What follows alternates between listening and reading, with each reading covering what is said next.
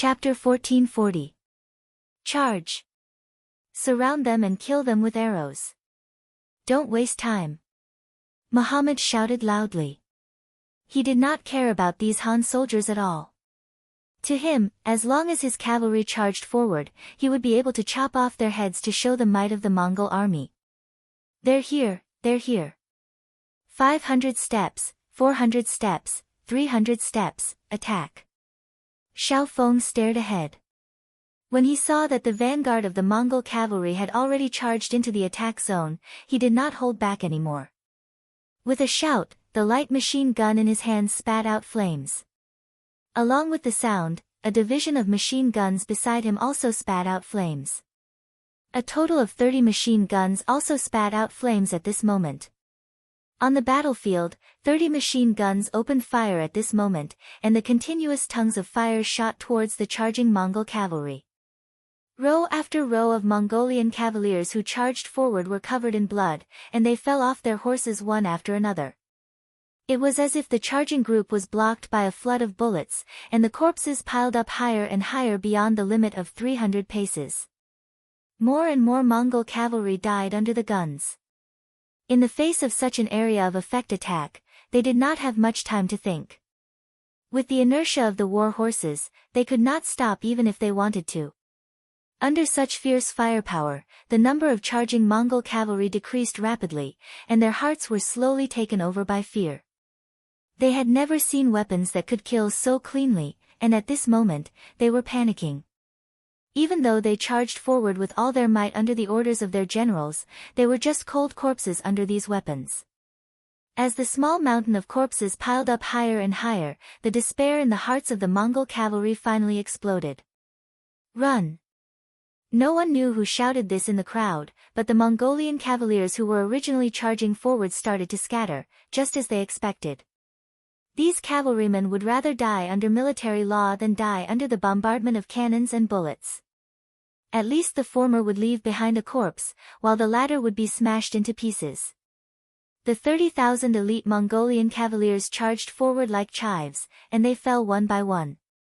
Under such an attack from all sides, be it generals or soldiers, they were all treated the same.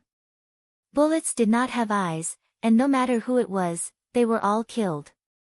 Muhammad, who was charging at the front, did not escape death because of his identity as a general. When several bullets penetrated his body, he struggled to raise his arm before falling off the horse with a plop. Muhammad was a great general of the Golden Horde.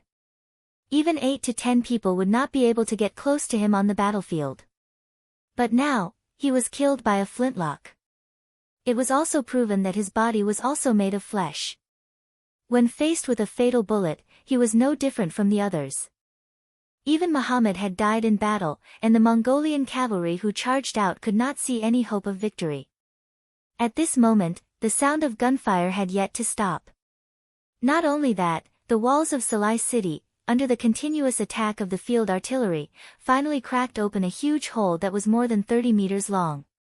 As the walls collapsed, it created enough conditions for the cavalry to charge. Yang Qindong put down the binoculars in his hand and said in a firm voice, "Expand the results of the battle." Cavalry charge. The cannon fire was still going on, and the gap on the city wall was getting bigger and bigger. The 5-star army cavalry saw an opportunity and received orders to attack. According to the plan, the 60,000 Mongolian soldiers would charge at the front. After all, the city wall had just been broken, and there would still be resistance within the city. It would be very dangerous. If the conditions were right, they would not let the new Second Army attack. Yang Qindong had his own thoughts, and he did not intend to hide them from the others. Huli was well aware of this, but he didn't blame anyone. On the contrary, he acquiesced to this practice. After all, he had once been the great Khan and had once commanded an army of 30,000. Although they were all his own army, they would still be divided. This time, letting the 60,000 Mongolian soldiers attack first was dangerous, but it was also a great opportunity. If they wanted to make a contribution, they could not be afraid of death. Moreover, the most worthless thing in this chaotic world was human life. Not to mention, the King Wunan of Damyang had already promised them that as long as the soldiers were registered, even if they died in battle, their families would be compensated. This was something that had never happened before. While Ahuli was open-minded, the Mongolian soldiers were open-minded as well. The moment they received the order to charge, they threw aside the fear in their hearts. Right now, they only cared about killing the enemy and gaining merit. Not to mention, many of them had been bullied by the Golden Horde. Some of their parents had even died at the hands of the Mongolian cavalry. Now was the time to take revenge. Once the 60,000 Mongolian cavalry charged, just the momentum alone could not be described with words. When the Mongolian cavalry on the city wall saw the black mass of soldiers approaching, they were scared out of their wits. They screamed and yelled in panic. They no longer had the courage to defend the city, so they turned around and ran back into the city. It was still the same saying, no one would choose to die if they could live. Although they were soldiers of the Golden Horde, they had not sold their lives to anyone. Knowing that they could not stop the enemy, only idiots would charge out and fight. The soldiers on the city wall quickly retreated. They ran faster than when they were facing the threat of the cannons. As a result, General Amba and his soldiers could no longer hold their ground. After killing dozens of people, they still could not stop the army from collapsing. In desperation, Amba had to take his soldiers to the golden tent in the city. The cannons rumbled, and Mahama in the Golden Horde had already heard it. Although the distance was rather far and the cannons could not reach him, just the sound alone was enough to tell that the power of the cannons was not small. Unknowingly, Mahama had a bad feeling. This Han army seemed to be different from the Han army in the past. This was the first time he had doubts about whether he could defeat such an opponent. At this time, a group of officials and generals had already gathered in the Golden Horde. They had all come to ask the Great Khan for advice. Although the Great Khan did not know more than them, they did not have any better ideas. Mahama sat high up and looked at the panicked crowd. He said with a faint smile, "Everyone, do not worry. Muhammad has already brought 30,000 elite cavalry out of the city. I believe that good news will come soon." "Oh, then it's fine." Hearing that the number one general, Muhammad, had already led out an army of 30,000 elite steel cavalrymen, everyone revealed a relieved expression. After temporarily stabilizing everyone's mind, Muhammad said again, "After all, the Han army has more than 100,000 soldiers. We cannot lower our guard. We need to continue to send out troops. This time, since the Han army has come, don't think about going back. Everyone, who will go out to fight?" Mahama was not confident that he could destroy the Han army with just 30,000 fine iron. Therefore, he needed to send more troops to the battlefield. He needed to have enough advantage in numbers. Only in this way can he completely win this war. Especially when they were discussing, the sound of cannons did not stop. Mahama was even more certain of the idea of sending reinforcements. Hearing that they still needed to send people out, everyone deeply agreed. The Han army was an army with cannons. Just 30,000 cavalry was not enough. But after all, they were facing cannons that killed without blinking. Once they entered the battlefield, there was a possibility of losing their lives. For a moment, everyone looked at each other. No one rashly took the initiative to stand out. "What? Could it be that you want this Khan to call your names?" Seeing that no one responded, Mahama's face showed a trace of anger. His son, Bora, was also watching coldly from the side. He saw the corners of everyone's mouth. If there was a chance in the future, he would not spare these people. Thinking back to their ancestors, what kind of glory did they have? Wherever they went, no one could stop them, no one could match them. At that time, there was no lack of fierce generals. But only a few years had passed. Everyone was used to living a good life and began to fear death. The Han army had already arrived at their doorstep. No one dared to take the initiative to stand out. No wonder in these years, when they fought with the White Russians, their advantage was getting smaller and smaller. With such generals, it was only a matter of time before the country was destroyed. Mahama's eyes were still coldly staring at everyone. If no one stood out, he would call their names. But at this time, there was a sudden sound of hurried footsteps. Then, a guard from the golden tent entered the hall and said anxiously, "Great Khan, General Amba requests an audience." Amba? Mahama instinctively frowned. Isn't he guarding the city wall? Why did he come down without orders? Father, there must be something important to report. Why don't we call him in first? Bora also felt that the situation was not good. But if he wanted to know what happened, he still needed to see Amba. Call him in. Mahama nodded and ordered the guard, then straightened his body. Soon, Amba entered the hall with a tired face. When he saw Mahama sitting high above, he immediately saluted, put his right hand on his chest, lowered his head and said respectfully, "This General Amba greets the Great Khan." Amba, why didn't you guard the city well? Why did you come here? Mahama was already very anxious in his heart, but in front of everyone, he suppressed his anxiety and asked. "Great Khan, this general is guilty." With a plop, Amba suddenly knelt on the ground. Then, with snot and tears, he told the story of how Muhammad's 30,000 elite cavalry was almost wiped out. Amba finally finished, then lowered his head, not daring to raise it again. At this moment, the hall was so quiet that a pin drop could be heard. Everyone was shocked by these words and stood there without saying a word. Chapter 1441. No one had expected that the battle would end up like this. How long had it been? Not only had they lost the city gate, even the 30,000 elite cavalry that Muhammad had brought with him were gone. That was 30,000 elite cavalry. If it was a clash of swords and spears on the battlefield, even 100,000 ordinary Mongolian cavalry would not dare to claim victory. But now, they were all gone. What was going on? Could it be that the strength of the Han army is stronger than their elite cavalry? Everyone turned pale with fright. In the end, they all looked at Khan Mahama. At this time, they had no idea what to do and could only listen to the Khan's orders. How could Mahama not be startled? He had thought that this battle would be very difficult, and he had even prepared to pay a certain price. But he had never expected that they would lose so quickly. From the time they learned of the 5-star army's appearance to the loss of the city gate, it had only been a little more than 2 hours. What could they do in this time? If it was an ordinary army, they would not have finished gathering. But the Han army had already attacked. What was going on with this world? When did the Han army become so strong? There were 100,000 questions in his heart. Mahama had many questions that he wanted to understand. But now, he did not have the time. Since the city gate had been lost and the cavalry had been defeated, he was afraid that the 5-star army would enter the city soon.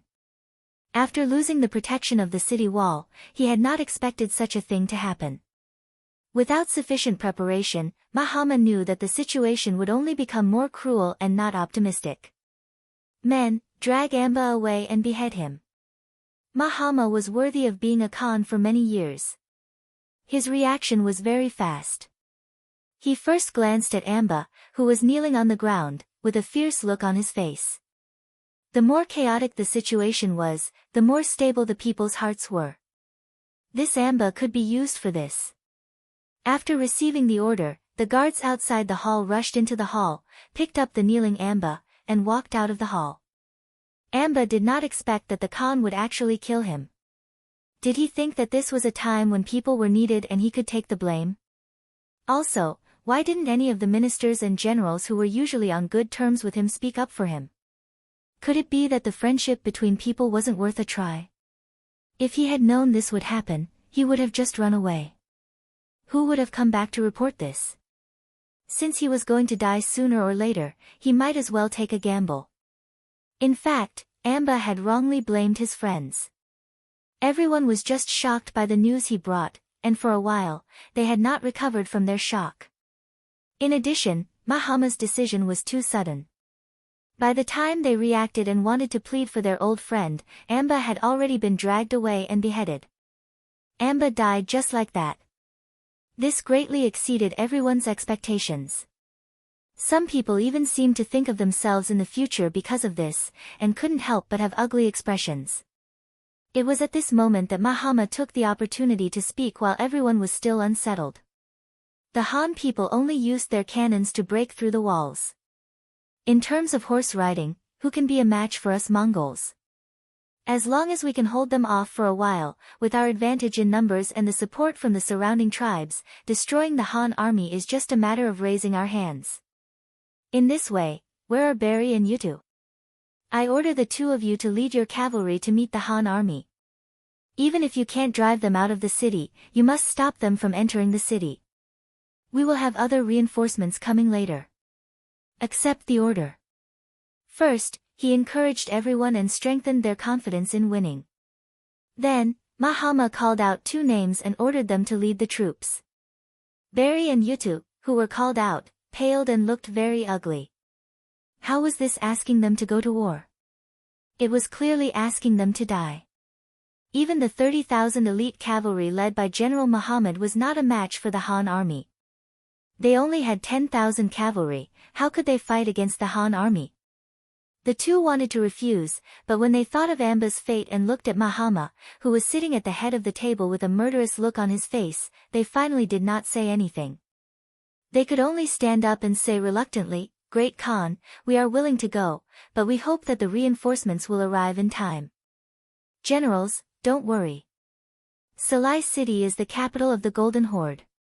No one wants to defend this place more than me. Rest assured, Prince Bora will lead reinforcements to assist you in a short while, Mahama said in a solemn manner with an expectant look on his face. Yes. Hearing the Great Khan's promise and thinking of the importance of Salai City, the two generals nodded and left the hall to prepare the troops. Everyone quickly left. They also had to organize the troops in the city and prepare to fight against the Han army at any time. Prince Bola also received his father's orders and began to mobilize all the troops in the city. He also distributed food and was ready to enter the battlefield at any time. Everything was planned well. Mahama was also prepared to fight to the death with the Han army. Over the years, Salai City had been under his management, and the land it occupied was large enough to accommodate 1 million civilians and soldiers. With such a large city, with such a large population, it was enough to tire the 100,000-strong Han army out of breath.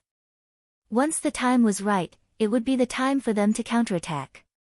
When it came to plans, there were always changes. The two of them seemed to always appear at the same time. Just as the Mongolian army in the city started to mobilize and prepare for battle, the sound of cannons exploding rang out from the sky, landing directly in the inner city. Many of the nobles and officials in the inner city were destroyed by the cannons, and many of them died. Beta Persei finally could not help but take action. He brought 8 100mm mortars that could fire up to 13 li and launched an attack. Yang Qindong was good at reading people's minds. He knew when and what to do to maximize the benefits. With 120,000 people, it was not easy to take down Salai City. Even with the powerful cannons in his hands, it was not easy. It must be known that in the Golden Horde, every citizen could be a soldier. From old people in their 50s to children in their 20s and 13-year-olds, they could all wield their swords and kill the enemy. One could only imagine how many of these millions of people were capable of fighting. If they only relied on pushing forward step by step, once the enemy reacted, even if they could defeat them, they would have to pay a heavy price. This was not what Yang Qindong wanted. He wanted to use a swift and decisive method to defeat the enemy and obtain the greatest benefits. As such, the firepower of the cannons had to be maximized. As such, Beta Persei took action. He brought 8 100mm mortars and quickly advanced after the city walls were broken. Following the map that Gray had provided, after finding a safe and powerful position, he began to fire in all directions. In order to give the enemy the feeling of a huge army and cannons everywhere. The 8 cannons fired in 8 different directions. When the cannons were fired, it gave people a feeling of explosions everywhere. This caused the Mongol army, who were originally fighting, to lose their morale and confidence. Fire! Fire with all your might! don't be stingy with the cannons. Beta Persei led 500 black cavalry soldiers to a courtyard under the city walls. 200 black cavalry soldiers were in charge of security, while the other 300 black cavalry soldiers were busy moving the cannons and firing the cannons in an orderly manner. Before they came, Yang Qindong had said that as long as they could scare the Mongols away, it would be worth it no matter how many cannons they used. After receiving the order, Beta Persei unleashed all the cannons he could to achieve his goal. His face was filled with an excited expression. Explosions continued to ring out in the city.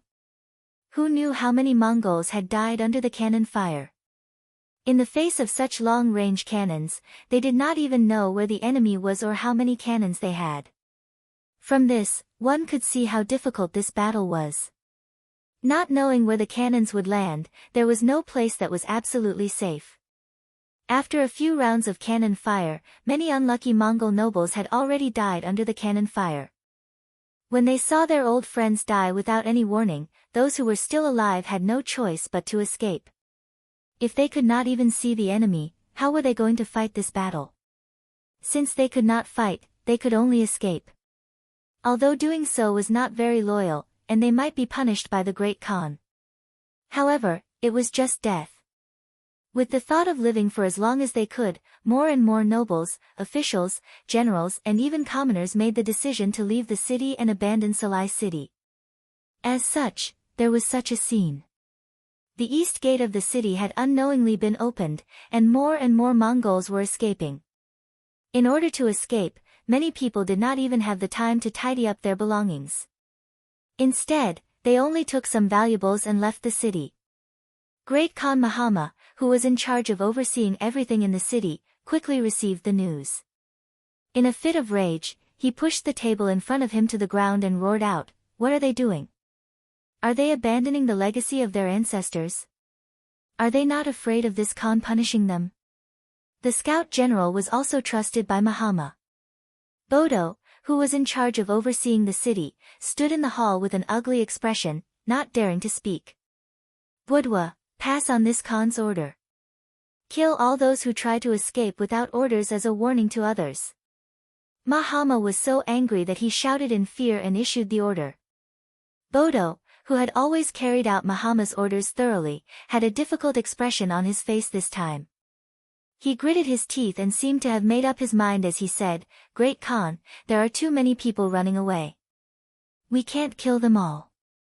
If we really do that, I'm afraid it will cause a conflict, and that will only benefit the Han army." The Mongols were different from the Han. At that time, they were backward and did not know what virtue was, what filial piety was, and what it meant when the ruler ordered his subjects to die. Chapter 1442. Their hearts were full of wildness. If someone wanted to harm them, even if that person was the Great Khan, they would still dare to fight back. It was precisely because of this consideration that Bodo came up with such a statement. Because if they really started a massacre at the East Gate, those nobles and generals who escaped would definitely kill them.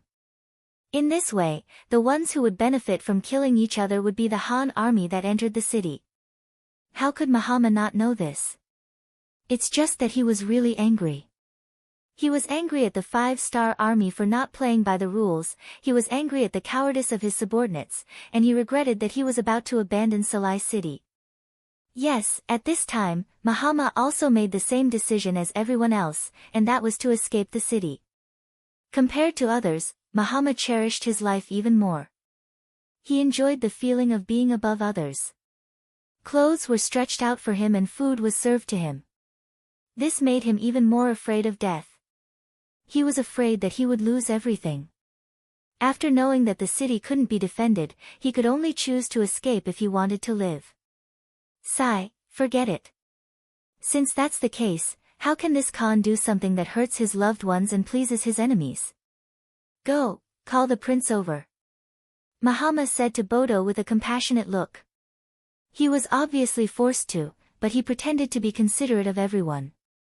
Bodo couldn't see it, but for the sake of his own life, he still cooperated and said, "The Great Khan is wise, the officials will definitely thank the Great Khan for his painstaking efforts."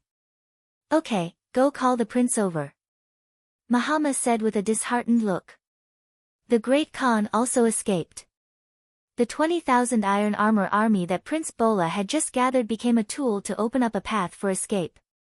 In order to allow the Great Khan to escape from the city smoothly, these cavalrymen with golden armor slaughtered their way out of the east gate. Countless courtiers died because they stood in the way. The spies that were arranged in the city immediately reported this news to the new Second Army's commander. At this time, Beta Persei also appeared with 500 black cavalry soldiers.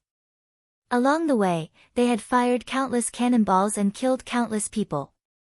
Finally, they had turned the city into a mess. She had already heard from a spy about Muhammad. He heard that when she left the city, just the carriage that accompanied her stretched for 6 to 7 li. Even if one were to think with one's toes, one would be able to guess how much treasure had been transported away. Thinking back to what the sixth young master had said earlier, one of the main objectives of the urgent attack on Salai City was to seize the wealth and relieve the financial pressure of the army. Then how could he let the money under his nose slip away like this? When he saw Beta Persei walking over, he immediately stepped forward and voiced his thoughts. Beta Persei was overjoyed. He was just worried that he would not have the chance to properly deal with the Mongolian cavalry. Now that the excuse had come, and coincidentally, the young master was not by his side, wouldn't he be able to take the initiative to attack? Commander Shi, we can't hesitate on this matter. Otherwise, the young master will not be happy with the treasure being transported out of the city. How about this, give me a cavalry, and I will personally chase after them. Beta Persei put on an appearance of wholeheartedly serving the public, but wanting to lead an army proved that he wanted to go to the battlefield for his own selfish reasons. She understood Beta Persei a little and chuckled. Okay, then I'll have to trouble second brother. How about this, I'll arrange for the 1st and 3rd divisions to come over and listen to your orders. Okay. 2 divisions at once, that was more than 10,000 people. Beta Persei immediately agreed. Salai City had not been completely pacified yet, and they still needed to leave enough troops behind. This was already a great effort, and it should also be for the sake of the young master. Muhammad escaped. Under the circumstances, he had no choice but to escape for his own safety. He was heading towards New Salai City, which was southeast of Salai City. There was originally a large construction project there, and it was going to be the new Xinjing city. It was a good place to take refuge. Along with him, there were hundreds of thousands of nobles, officials, soldiers, and civilians. Among them, the number of civilians was the least. When everyone wanted to leave through the city gates, the civilians belonged to the vulnerable group. In the face of sharp swords, they had no choice but to make way for the nobles. Because of this, they missed the opportunity to escape the city. In the end, after the 5-star army guarded the 4 gates, they were trapped in the city. Beta Persei led 500 black cavalry and 2 divisions of cavalry out of the city to chase after them. She also began to concentrate his forces to guard the 4 gates, and at the same time, to surround and kill some of the armed Mongolian soldiers in the city. This was the place where the Xinjing city of the Golden Horde was located. It was once a place where everyone was a soldier. Although Muhammad and the others had left, they still could not be careless. She was a serious and methodical person. When a mission was handed to him, he only needed enough time to complete it. What made him happy was that under the heavy siege, many Mongolian generals came to join him. Among them, Baru and Wu Tuo were the 2 leaders. They were the ones who were left behind by Muhammad to block the 5-star army. But when they saw that the artillery was everywhere, had a long range, and was powerful, how could they still fight? In addition, they heard that the Great Khan and the nobles had already left the city, and they were abandoned. The feeling of being abandoned was quite unpleasant.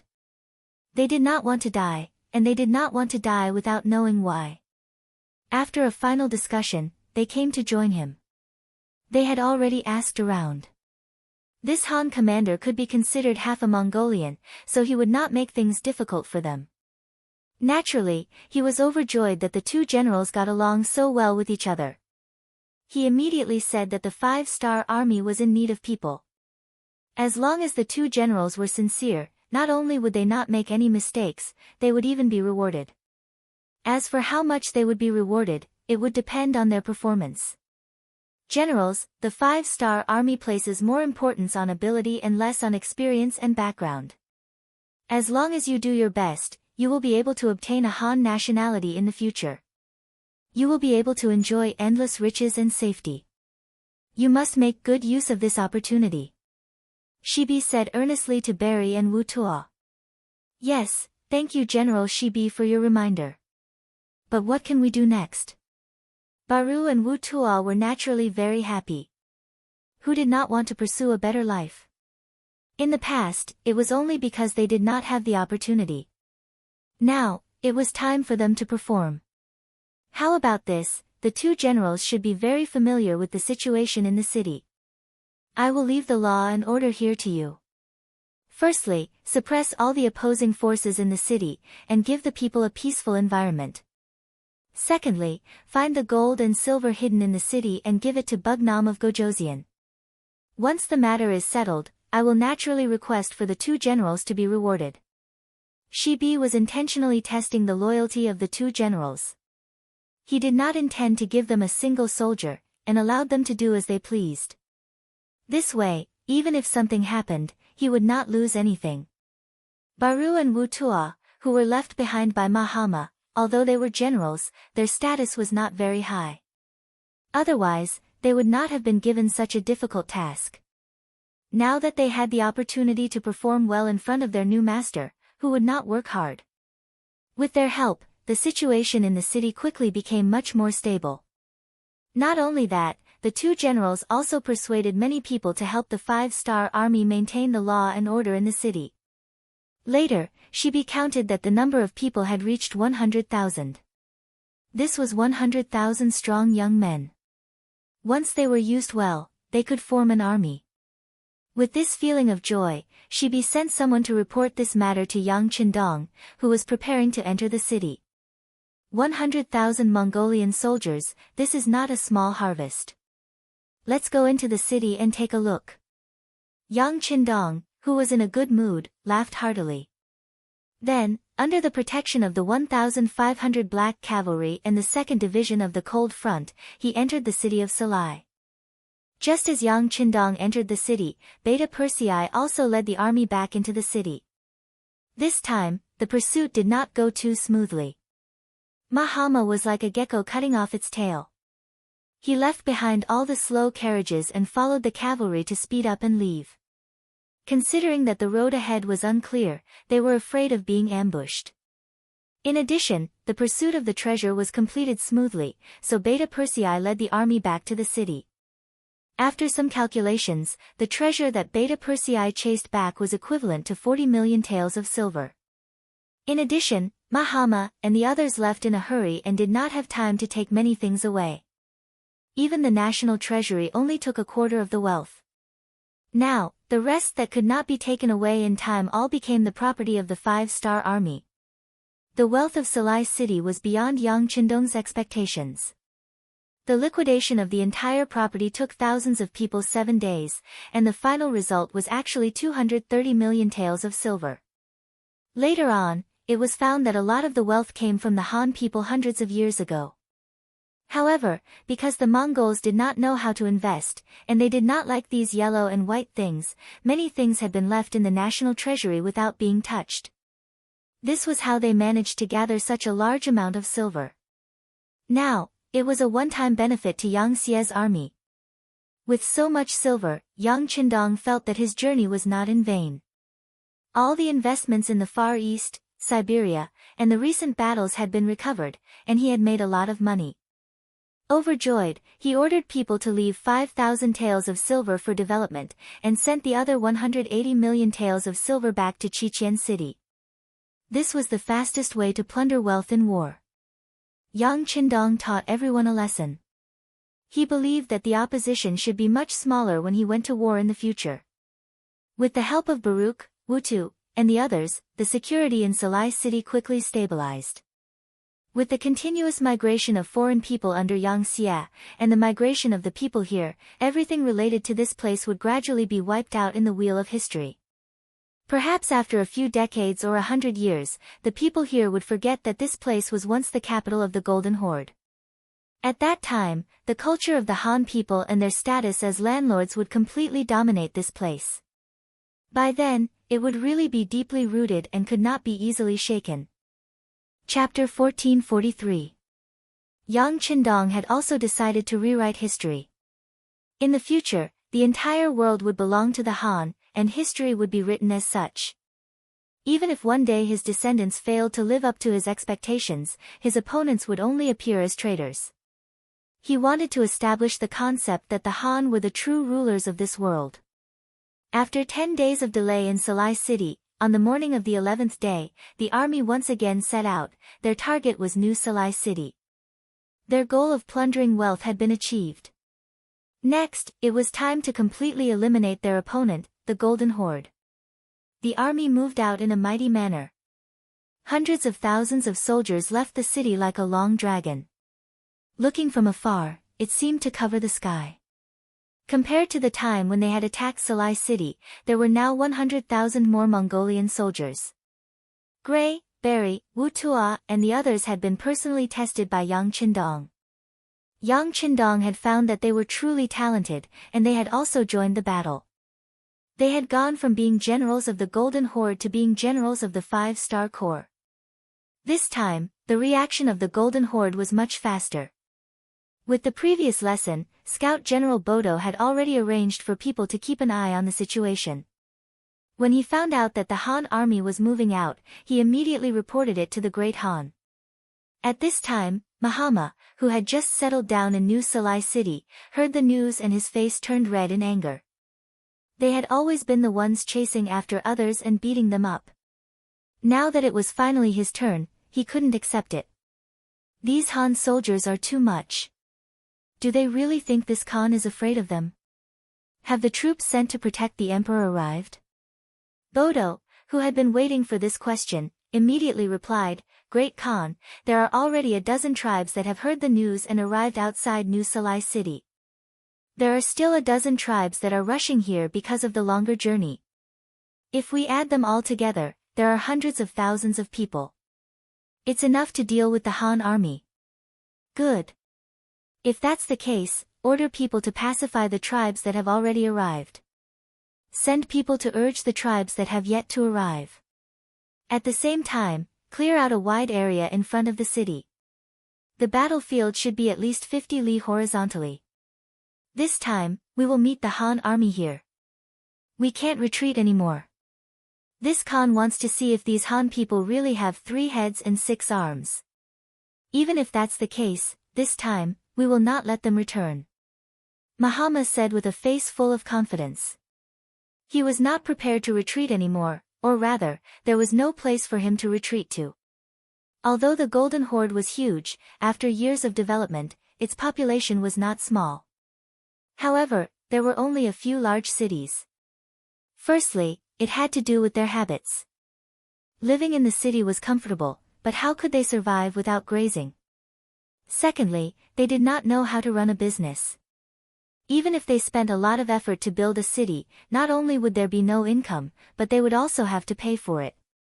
How could Mahama and the previous great Khans do such a loss-making business? After losing a few major cities, especially after losing Sarai, Mahama did not want to retreat anymore. He was prepared to fight to the death here. This time, he would bring a few 100,000 Mongolian elites to teach the Han army a lesson. Mahama had already made up his mind, and no one dared to persuade him anymore. Thus, they contacted the other tribes and invited them to gather at New Sarai City to fight the Han army. For this, the ministers, generals and nobles who followed Mahama promised countless benefits. More and more tribes received requests to mobilize their troops, and not many tribes dared to refuse. Although the people in charge of relaying the message were polite, there was a strong sense of threat in their words. For example, if they could come, they would be extremely grateful and promised benefits. If they could not come, then they would have to take care of themselves. Just a simple sentence of, "Take care of yourself," was enough to shake the hearts of many small clan leaders. They sighed deeply and had no choice but to send out reinforcements. He was one of them. As the leader of a small Mongolian tribe, he had 30,000 Mongolian civilians under his rule. Among them, 5,000 were young and strong cavalry. Although he was not as strong as the larger tribes, he was still a decent force among the smaller tribes. In the past, when they fought with the Rossi principalities, they had been sent out to fight. Every time, regardless of whether they won or lost, they would have to retreat with their tails between their legs. After a few times, he had some opinions. He was a valiant general with a height of more than 8 feet. He was tall and strong. Just by standing in front of him, he gave off a strong sense of pressure. He was also very strong, and his equestrian skills were extraordinary. Even the experts of the tribe would not be able to get close to him in a group. Such people usually had a straightforward temper. They didn't beat around the bush and liked to go straight to the point. But no matter what his temperament was, he did not dare to refuse the requests of the Golden Horde. He did not forget that there was once a leader of a small tribe who was on good terms with him. Because he fell ill, he was delayed in sending out reinforcements. As a result, he was massacred by the elite cavalry of the Golden Horde. The entire tribe had more than 10,000 people, regardless of gender or age. None of them survived. When he heard the news, he had rushed over to take a look. When he saw that there were children in swaddling clothes who had died under the scimitar, he was completely shocked. Although over the years, he had killed many people, but he had not killed such young children. This was clearly a move to exterminate the tribe. From then on, he hated the self-proclaimed orthodox leaders of the Golden Horde. At the same time, he was also afraid of them. If they had any orders in the future, he would not dare to disobey. This time, who had received another order, quickly gathered the young men in the tribe. Nearly 1,000 of them were new recruits. They had just been added. Some of them were only 13 or 14 years old. However, as Mongolians, they had grown up on horseback. Even at this age, their horsemanship was quite good. "Chief, you must bring them back safely." A woman who looked to be in her 30s but was still very beautiful said to Erhi with a pleading look. She was Erhi's wife, Wu Yun. She was very wise in Mongolian. This woman had played a big role in the development of the tribe to this day. Every time the men went to war, she would lead the entire tribe and the women to wait for their husband's return. In the past, Wu Yun would also give a few words of advice when he went to war. But this time, it was different. Her eyes were filled with tears. It was because her and Erhi's son, Dorza, was among the nearly 1,000 new recruits. He was just a child who had just reached the age of 14.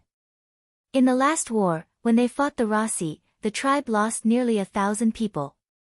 This time, they had to choose from boys who had just turned 14 years old. Although it was said to be a selection, it was actually a selection of people. In a small tribe of 30,000 people, the ratio of boys was not high. As the chief's son, Duo Jia was naturally chosen to join the army. If he wanted other people's children to send their sons to him, as the chief, how could he not set an example? Looking at Wu Yun's teary face, how could he not understand what she was thinking? He sighed and said, "The young eagle will grow up sooner or later. How can a man become a real man if he doesn't go through hardships? You must believe in our son Duo Jia. He will definitely survive the cruel war."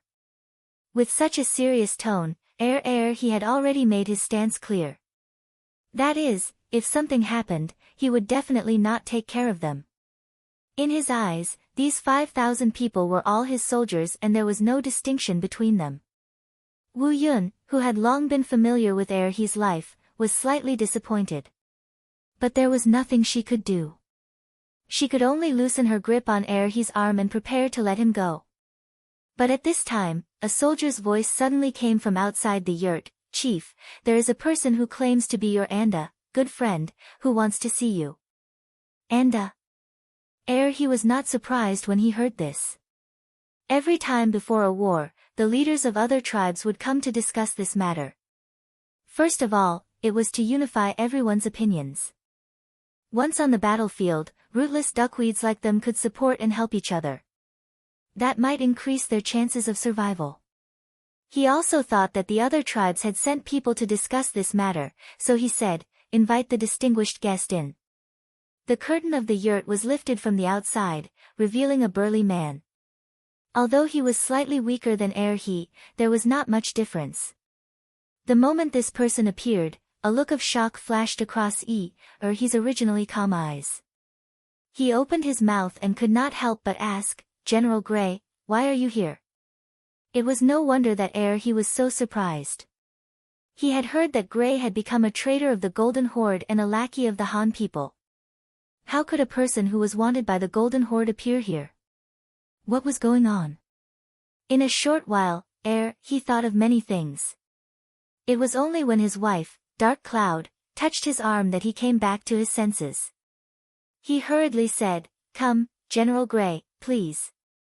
He and Gray had a very good personal relationship. It was because of his excellent performance in a battle that attracted Gray's attention. In contrast, Gray was a very famous general in the eyes of the Golden Horde Khan. To be able to establish such a relationship was naturally what he wanted. Both sides were interested, and their relationship was getting better and better. When he heard that Gray had joined the Han people, he did not believe it. At the same time, he also felt a sense of sadness. He did not even have his own backing. In this battle, he had no confidence. Without an acquaintance to take care of him, he was full of worries about the future. Chapter 1444. Who would have thought that Gray would appear in front of him at this time? What was he doing? Was he still a member of the Golden Horde? Whose attitude did he represent this time? What should he do? Many thoughts flashed through his mind in a short while, but he still pretended to be calm on the surface. He said to Wu Yun, "Our esteemed guest is here. Go and prepare some food." Wu Yun knew that he was looking for an excuse to make her leave. She nodded sensibly and gave Gray an apologetic smile before turning to leave. When only the two of them were left in the tent, it suddenly became quiet. Gray's voice broke the silence as he sized up he seriously. "What? Are you surprised that I'm here?" He didn't expect Gray to ask this. Originally, he thought that if Gray didn't mention it, he wouldn't take the initiative to mention Gray's position. But now, he had no way out. He could only nod. "That's right. I heard that General Gray has surrendered to the Han people." "Is that true?" "That's right. I surrendered to the Han people." Gray only waited for he to finish speaking before quickly giving an answer. This caused he to be surprised. In the eyes of the Mongols, surrendering to the Han was an extremely shameful thing. Any self-proclaimed man would never do such a thing. However, at this moment, Gray had actually admitted to it in such a straightforward manner. This had truly exceeded his expectations.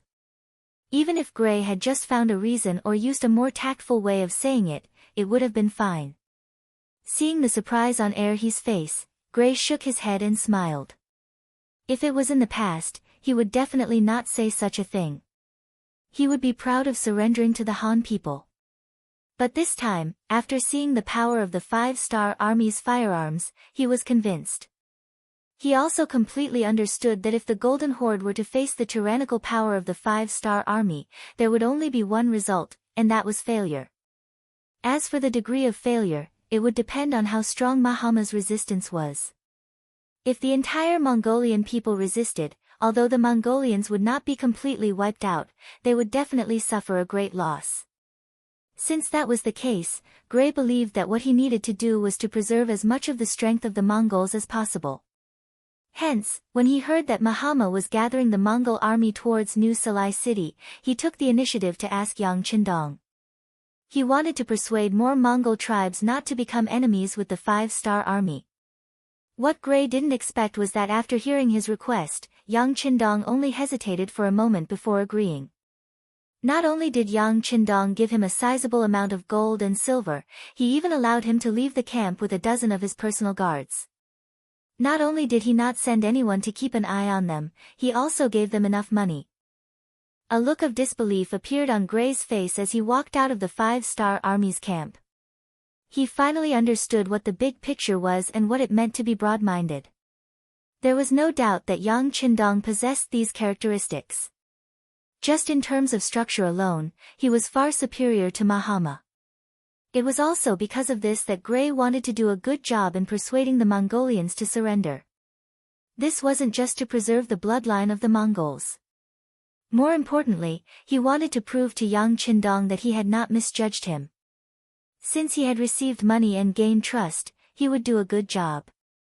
Thus, Gray came to the leader who had a good personal relationship with him, and most importantly, who was sincere in his consideration for his tribe.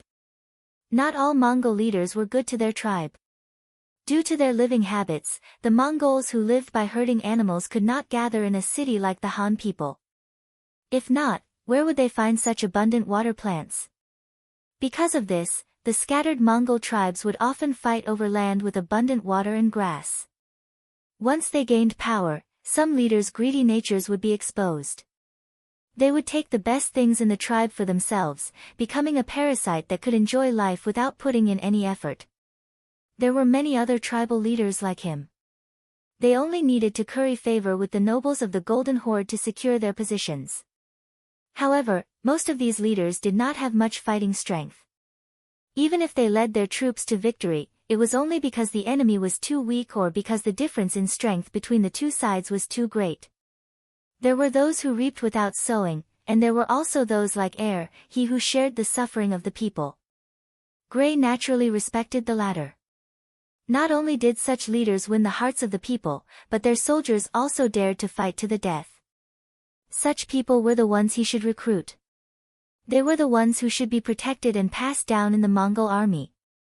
Since he had decided on his target, Gray thought of many methods along the way. In the end, he decided to tell the truth. For a straightforward leader like if you tried to deceive him, it would only have the opposite effect if he found out. After deciding to speak the truth, Gray's direct and straightforward attitude and reply came about. He, who was not prepared, was confused by Gray's actions. Fortunately, Gray did not rush him. Instead, he sat there quietly, waiting for he to think and consider. He only needed to be prepared to answer at any time. After at least the time it took to drink a cup of tea, he slowly raised his head and looked at Gray. "General Gray, are you here to persuade me to surrender?" "Yes." "Why?" "That's because a hero like you shouldn't become the victim of Mahama's wrongdoings," Gray said resolutely. Since he had already submitted to Yang Qindong, the so-called Great Khan of the Golden Horde was nothing in his eyes. There was no need for him to show any mercy. Sacrifice? He was puzzled. "That's right, a sacrifice. Don't you think so? Over the years, how many battles have you fought for the Golden Horde? What did you get in the end? What else do you have other than the most basic rations you can obtain during the war?" Gray laughed coldly and said, "Oh, if you want to say anything, I'm afraid that there are fewer and fewer men in the tribe, and their strength is getting weaker. Do you know that this is Mama's goal? He wants to use his opponents to weaken the strength of your tribes. Only in this way can no one threaten him and replace him." Earth's expression kept changing as he listened to them. Of course, he understood the logic behind this. Not only him, but the other tribe leaders also saw it clearly. But what could they do? If they did not listen to Ma, the other party's elite cavalry would appear at any time. One was to slowly exhaust their strength through war, and the other was to be directly exterminated. Choosing one of the two, as long as one was not a fool, they would know what to do. He shook his head. "General Gray, there is no need to say any more. Even so, we are still a Mongol tribe. General, you surrendered to the Han and became a captive in the hands of the two-legged sheep. I'm sure you feel good." He actually started to counterattack. Gray was not angry, but laughed. What he was afraid of was that he would not say anything. If that was the case, it would be very difficult to persuade the other party. But as long as the other party was willing to speak, he would have a chance. Therefore, he was not angry. Instead, he said in a mocking tone, "Two-legged sheep. So many years have passed, and you still think this way. Don't you know that things are changing at any time? The weak in your eyes has grown to the point where we have to look up to them. Does anyone know? Look up to them. General Gray, were you defeated by the Han and scared out of your wits? Isn't that a bit biased?" He did not believe it instinctively. In his opinion, this was only because Gray was now a member of the Han army, so it was not surprising that he would speak up for them. "You want to say that it's unfair?" "Ha!" Gray laughed self-mockingly. Then, he said with a bitter expression, "That's right. I used to think the same as you, but there are some things that you will never know how strong your opponent is if you don't experience it yourself. The Han army in front of us has firearms that no one can resist. Their cannons can fire from several kilometers away, or even tens of kilometers away. They are all exploding bullets, and one shot can blow up a large area. Their firearms are not only accurate, but they are also very powerful from a long distance. They can easily penetrate thick armor, and even strong horses are as fragile as thin paper under their muzzles. Let me ask you, who can stop such an army? Who can compare to them? Or do you think that the warriors of your tribe are invulnerable? Or that they are like cats and have 9 lives? Ha! Even if they have 9 lives, they will only die a little later. They will still not be able to charge in front of the Han army. How could one defeat such an army that could take one's life from a long distance away and not give one a chance to fight head-on? How can you defeat them?" Gray asked several questions in succession, leaving he speechless. He did not know how to answer. They had seen firearms before. The White Russian army mainly used firearms. If not, how could they be a match for the Mongol army, which had the best warhorses and the most skilled horsemanship? However, the power of their firearms was limited. Although they also had explosive bullets, the range was very short, only about 1 mile. What they really used the most were solid bullets. Although it was a little difficult to dodge that thing, it was not undefeatable. As long as they avoided the enemy's bullets, when they rushed to the front of the enemy's formation, it would be time for them to kill. The White Russian army also had firearms that could pose a threat to them at close range. However, those firearms needed a long time to reload every time they were fired. Naturally, they were not very useful against the Mongol cavalry. Chapter 1445. Even so, the Mongol army had to pay a huge price in order to obtain victory against the White Russian army. Furthermore, this method of fighting where both sides suffered heavy losses caused the Mongol cavalry to feel fear and headache. Now, Gray was saying that the Han army's firearms were far more powerful than the White Russian army's. Furthermore, from the looks of it, their firepower was not just 1 or 2 times greater. Bullets with a range of a few kilometers and muskets that could continuously take a person's life. If they really had these things, it would be normal for the Mongol army to lose. His expression kept changing. Gray knew that the other party had taken his words to heart. Striking while the iron was hot, he continued to speak. It's precisely because of the might of the Han army's firearms that this general was defeated in their hands. Xinjiang Sarai city was captured in less than a day. Now, the Han army has set their sights on New Sarai city. It's laughable that Mahama, who doesn't know the difference between them and the Han army, wants to fight to the death. However, they don't know that the final battle will happen, but they will definitely be the ones to die. The Han army will definitely win. No matter how many tribes come this time, they won't be a match for the Han army. They will just be increasing their casualties. Isn't this a little exaggerated? His tone carried a trace of doubt as he listened to this description that did not seem to be true. No, not only is this not exaggerated, it's not enough. There are some things that you will only know if you personally experience it. Gray sighed. At this moment, he was truly worried for the future of Mongolia. Faced with such powerful firearms, he could not see any possibility of the Mongol army winning. This final battle might end with the Mongol army suffering a great loss. If that was the case, would the Mongol army still have a future? If that's the case, we are indeed not a match for them. However, even if we can't win, we can still escape. He understood Gray. Although he was greedy, he was not a person who did not know how to lie. Thus, he chose to believe Gray. However, he did not think that surrendering to the Han army was the only way to survive. Escape? Where are you running to? I forgot to tell you that the Han army this time is different from the Han army in the past. Facing their enemies, not only will they not show any mercy, they will even build a city here to replace the ruler and become the new master of this place. At that time, any forces and tribes that oppose them will have to face a cruel blow. Rather than surrendering at that time and becoming a pariah, it is better to surrender to them now. At least they will still be loyal to them. They can even raise some conditions and enjoy a lot of benefits. Gray's words had completely shocked In fact, Gray's words were even more shocking than Gray's words about how powerful the firearms were. In the land of Huaxia, there had been many wise monarchs and great figures.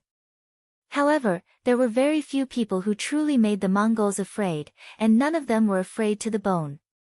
The reason for this was that the Han people did not care about their territory and would often leave after winning a battle. This piece of land would eventually belong to them. Just based on this point alone, once the Mongols were strong, they would definitely set their sights on the Han. On the other hand, he wasn't afraid that the other party would do anything to him. This was also the biggest reason why the Mongols had been able to survive until today. If it wasn't for that, they would have been annihilated countless times already. But now, Gray had actually said that the Han people were going to build a city here and build an army here. Wasn't that equivalent to occupying their final resting place? If that was the case, how could they survive? Could it be that the heavens wanted them to die?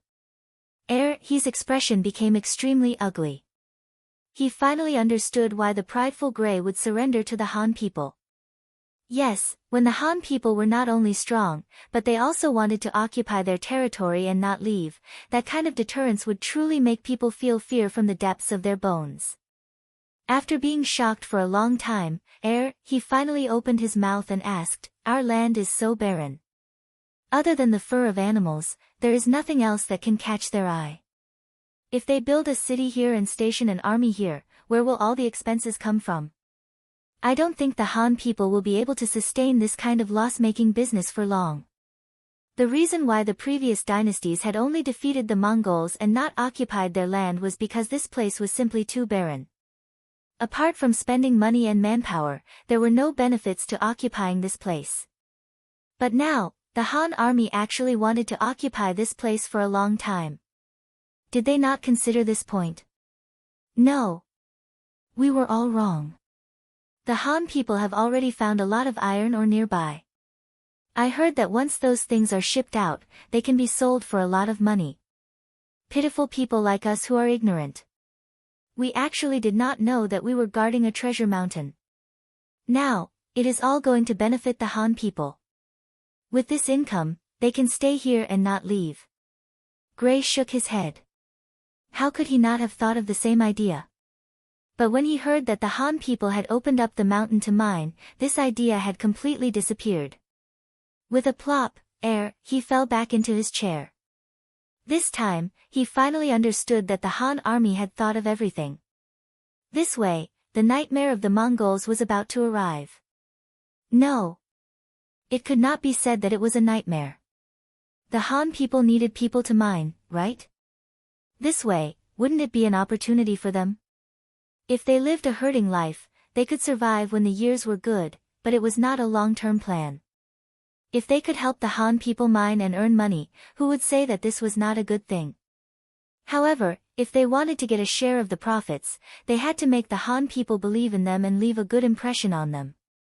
When he thought of this, when he looked at Gray, there was no longer ridicule in his eyes, only admiration. It turned out that there were people who thought even further than him. Even so, it was time for him to make a choice. he did not immediately give an answer. He tried to bargain for a while. Gray understood his meaning and shook his head. Don't try to be smart. I am not a Han person. It is useless for you to talk to me. They will not talk to you either. If you want to fight for a future for yourself, you can only gamble. If you win, you can obtain benefits after helping the Han army.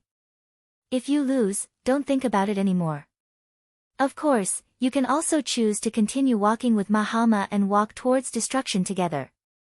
As soon as he said this, he shut his mouth. Although this answer made him unhappy, he also knew that the situation was stronger than the person. As a weakling, how could he have the chance to negotiate with the strong? As for whether he wanted to gamble or not, of course he wanted to. He did not want to continue working for Mahama. He had long hated this method of weakening the strength of his tribe. It was just that he did not have a better way in the past, so he could only endure it. Now that Mahama could not even protect himself, he naturally had to lead his tribe to independence. Okay, I'll do it with you.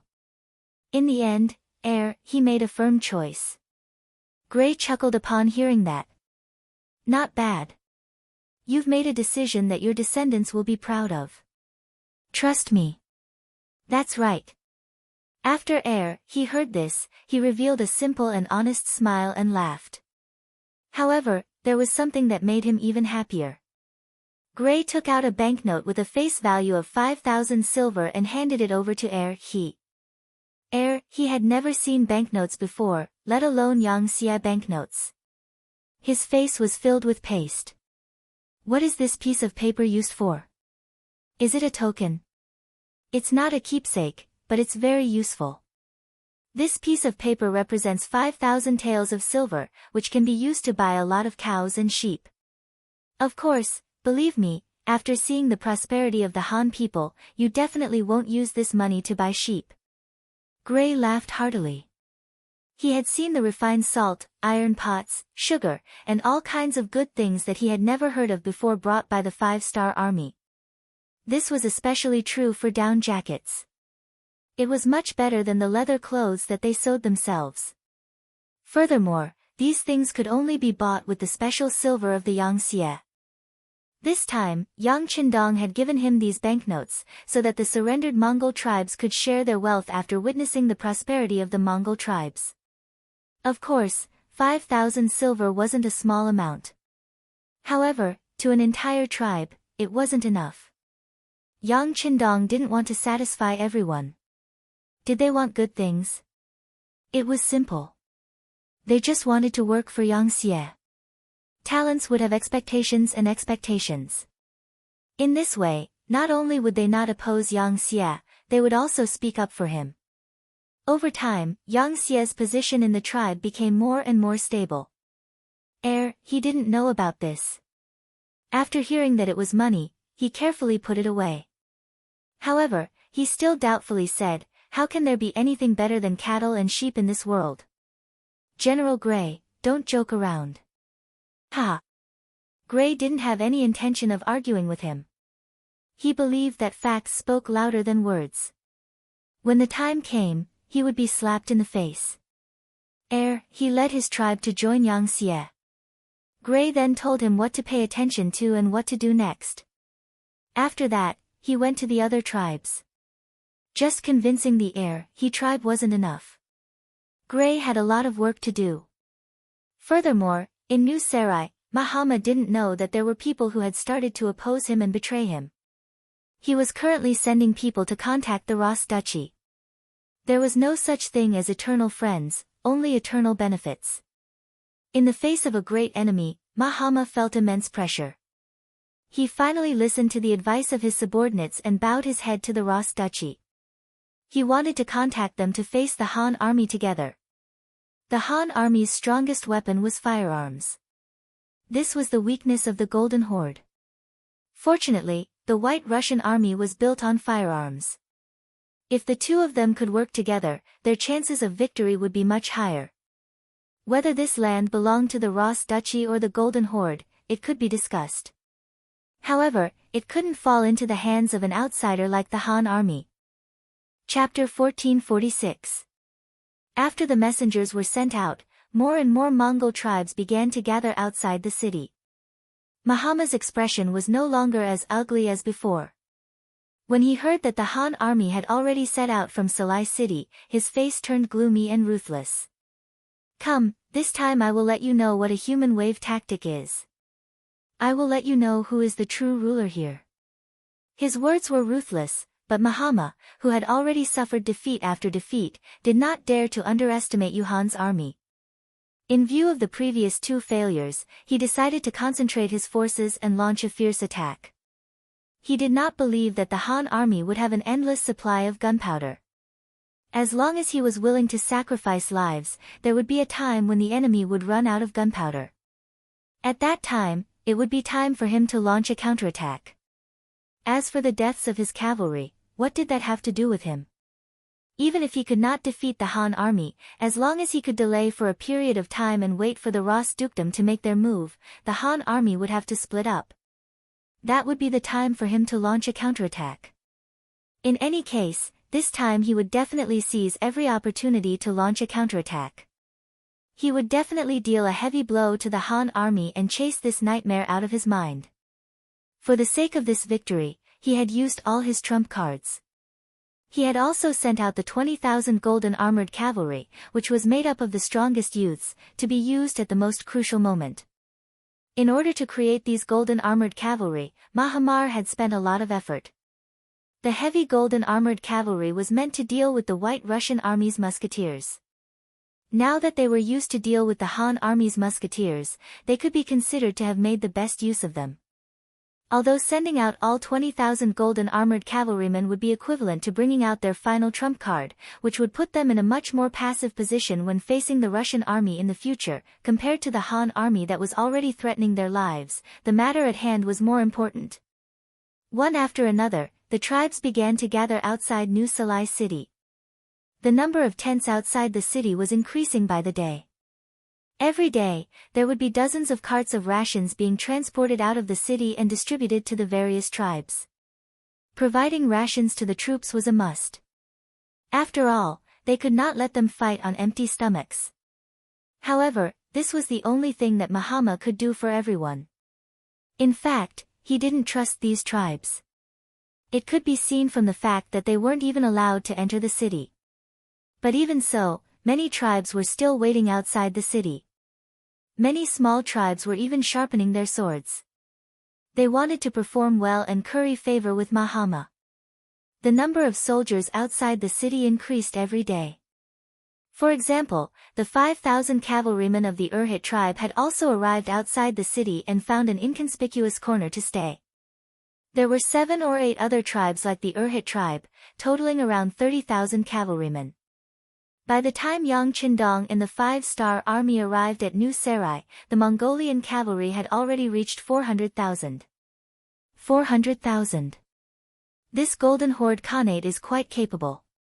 After listening to Su Yunqing's report, Yang Qindong could not help but sigh at the power of the Golden Horde. "Have you found out how many tribes are rushing here?" "Young master, there are about 150,000 people rushing out of the city. It's just that their marching speed is too slow. It's hard to say when they'll arrive." Su Yunqing replied with some difficulty. He blamed himself for not being able to help Yang Qindong relieve his worries. As if seeing through Su Yunqing's confusion, Yang Qindong waved his hand indifferently and smiled. "This matter has nothing to do with you. These people are not traveling slowly, but they don't want to participate in this battle. However, they don't dare to not come, so they slowed down their marching speed. This way, they don't have to participate in the battle and won't offend Mahama. People like them are not really our enemies, so we don't have to worry about them for the time being." After listening to Yang Qindong's explanation, Su Yunqing finally understood. Knowing this, he asked excitedly, "Young master, these people won't be here for a while. When are we going to attack? Let's rest today. We will attack early tomorrow morning. We want to defeat the enemy in front of everyone. We want to use their mouths to spread the word that the 5-star army is invincible. It will be a nightmare to be our enemy. When Yang Qindong said these words, his eyes revealed a strong sense of confidence. As the industrial system of Crimson City grew step by step, many problems with guns and cannons were solved. He could finally get rid of the need to rely on Datsang to fight. This made him very confident, and also allowed him to increase the pace and speed of unifying the world. Yes, your subordinate will pass on the order. After Su Yunsheng received the order, he was also very excited. After saluting, he turned around and left. Yang Qindong was left in the newly built central tent. He looked at Beta Persei, who was standing quietly but had a restless look in his eyes. What's wrong? My hands are itching again. Ha! Beta Persei showed a simple and honest look. You have a loyal face, but in fact, your brain is full of petty tricks. Forget it, if that's the case, I'll leave the cannons to you tonight. Remember, don't let the enemy be idle, and prevent them from launching an attack. Yang Qindong looked like he couldn't be bothered with Beta Persei. Thank you, young master. Don't worry. Beta Persei smiled. He knew that this was the young master's way of compensating him. If there was a chance, he would take the opportunity to kill the enemy. How could he not grasp it?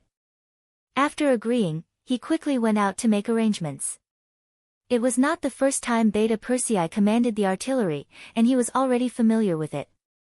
When he arrived at the camp of the 2nd Cold Front Division's artillery regiment, the regiment commander, Lin Luan, ran out excitedly.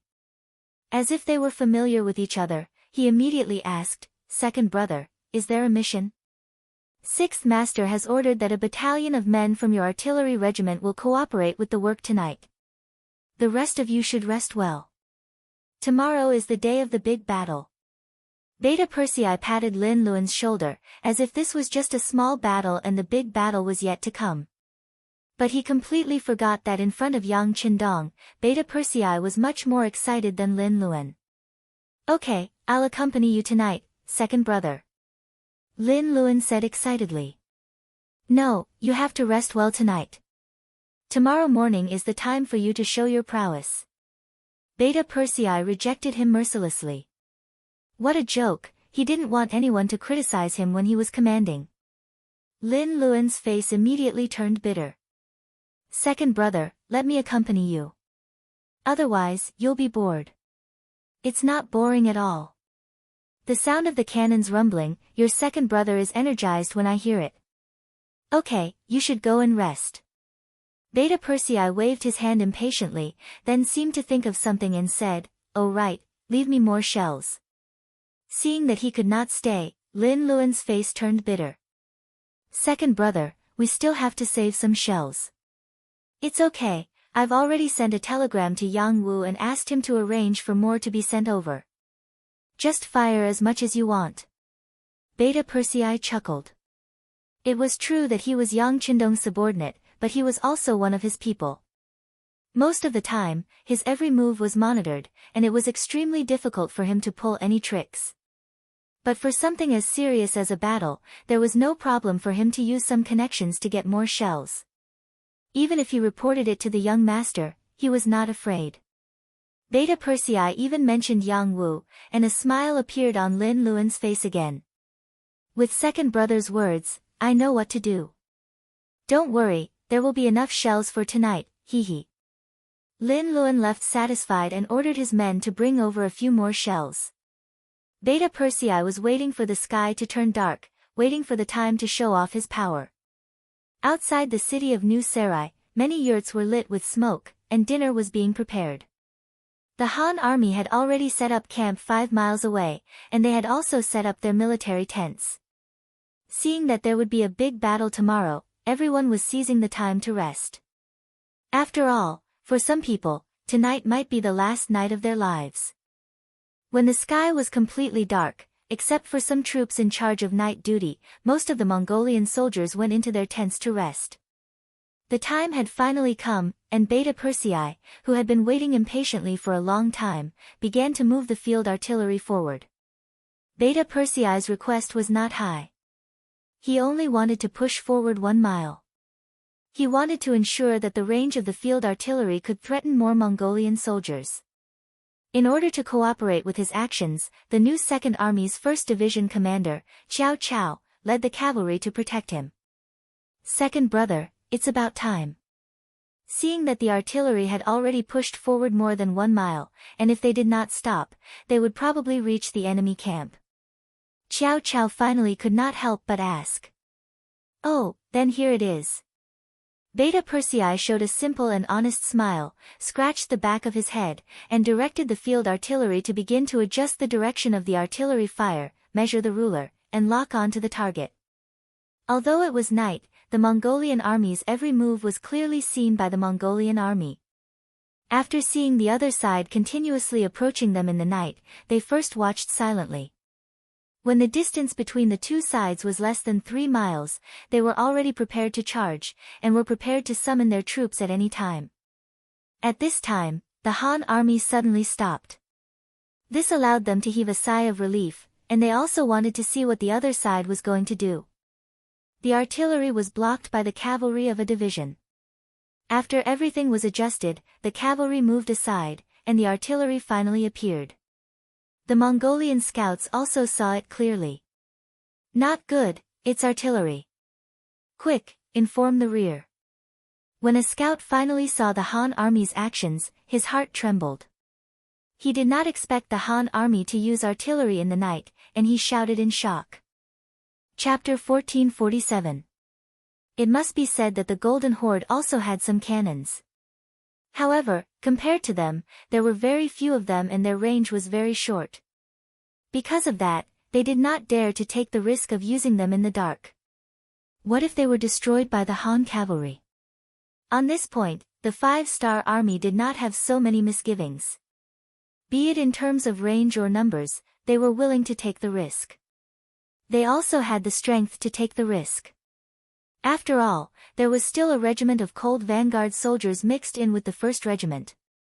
The 2nd Regiment's 2nd Regiment commander, Zhong Guanquan, was afraid that the enemy would not come.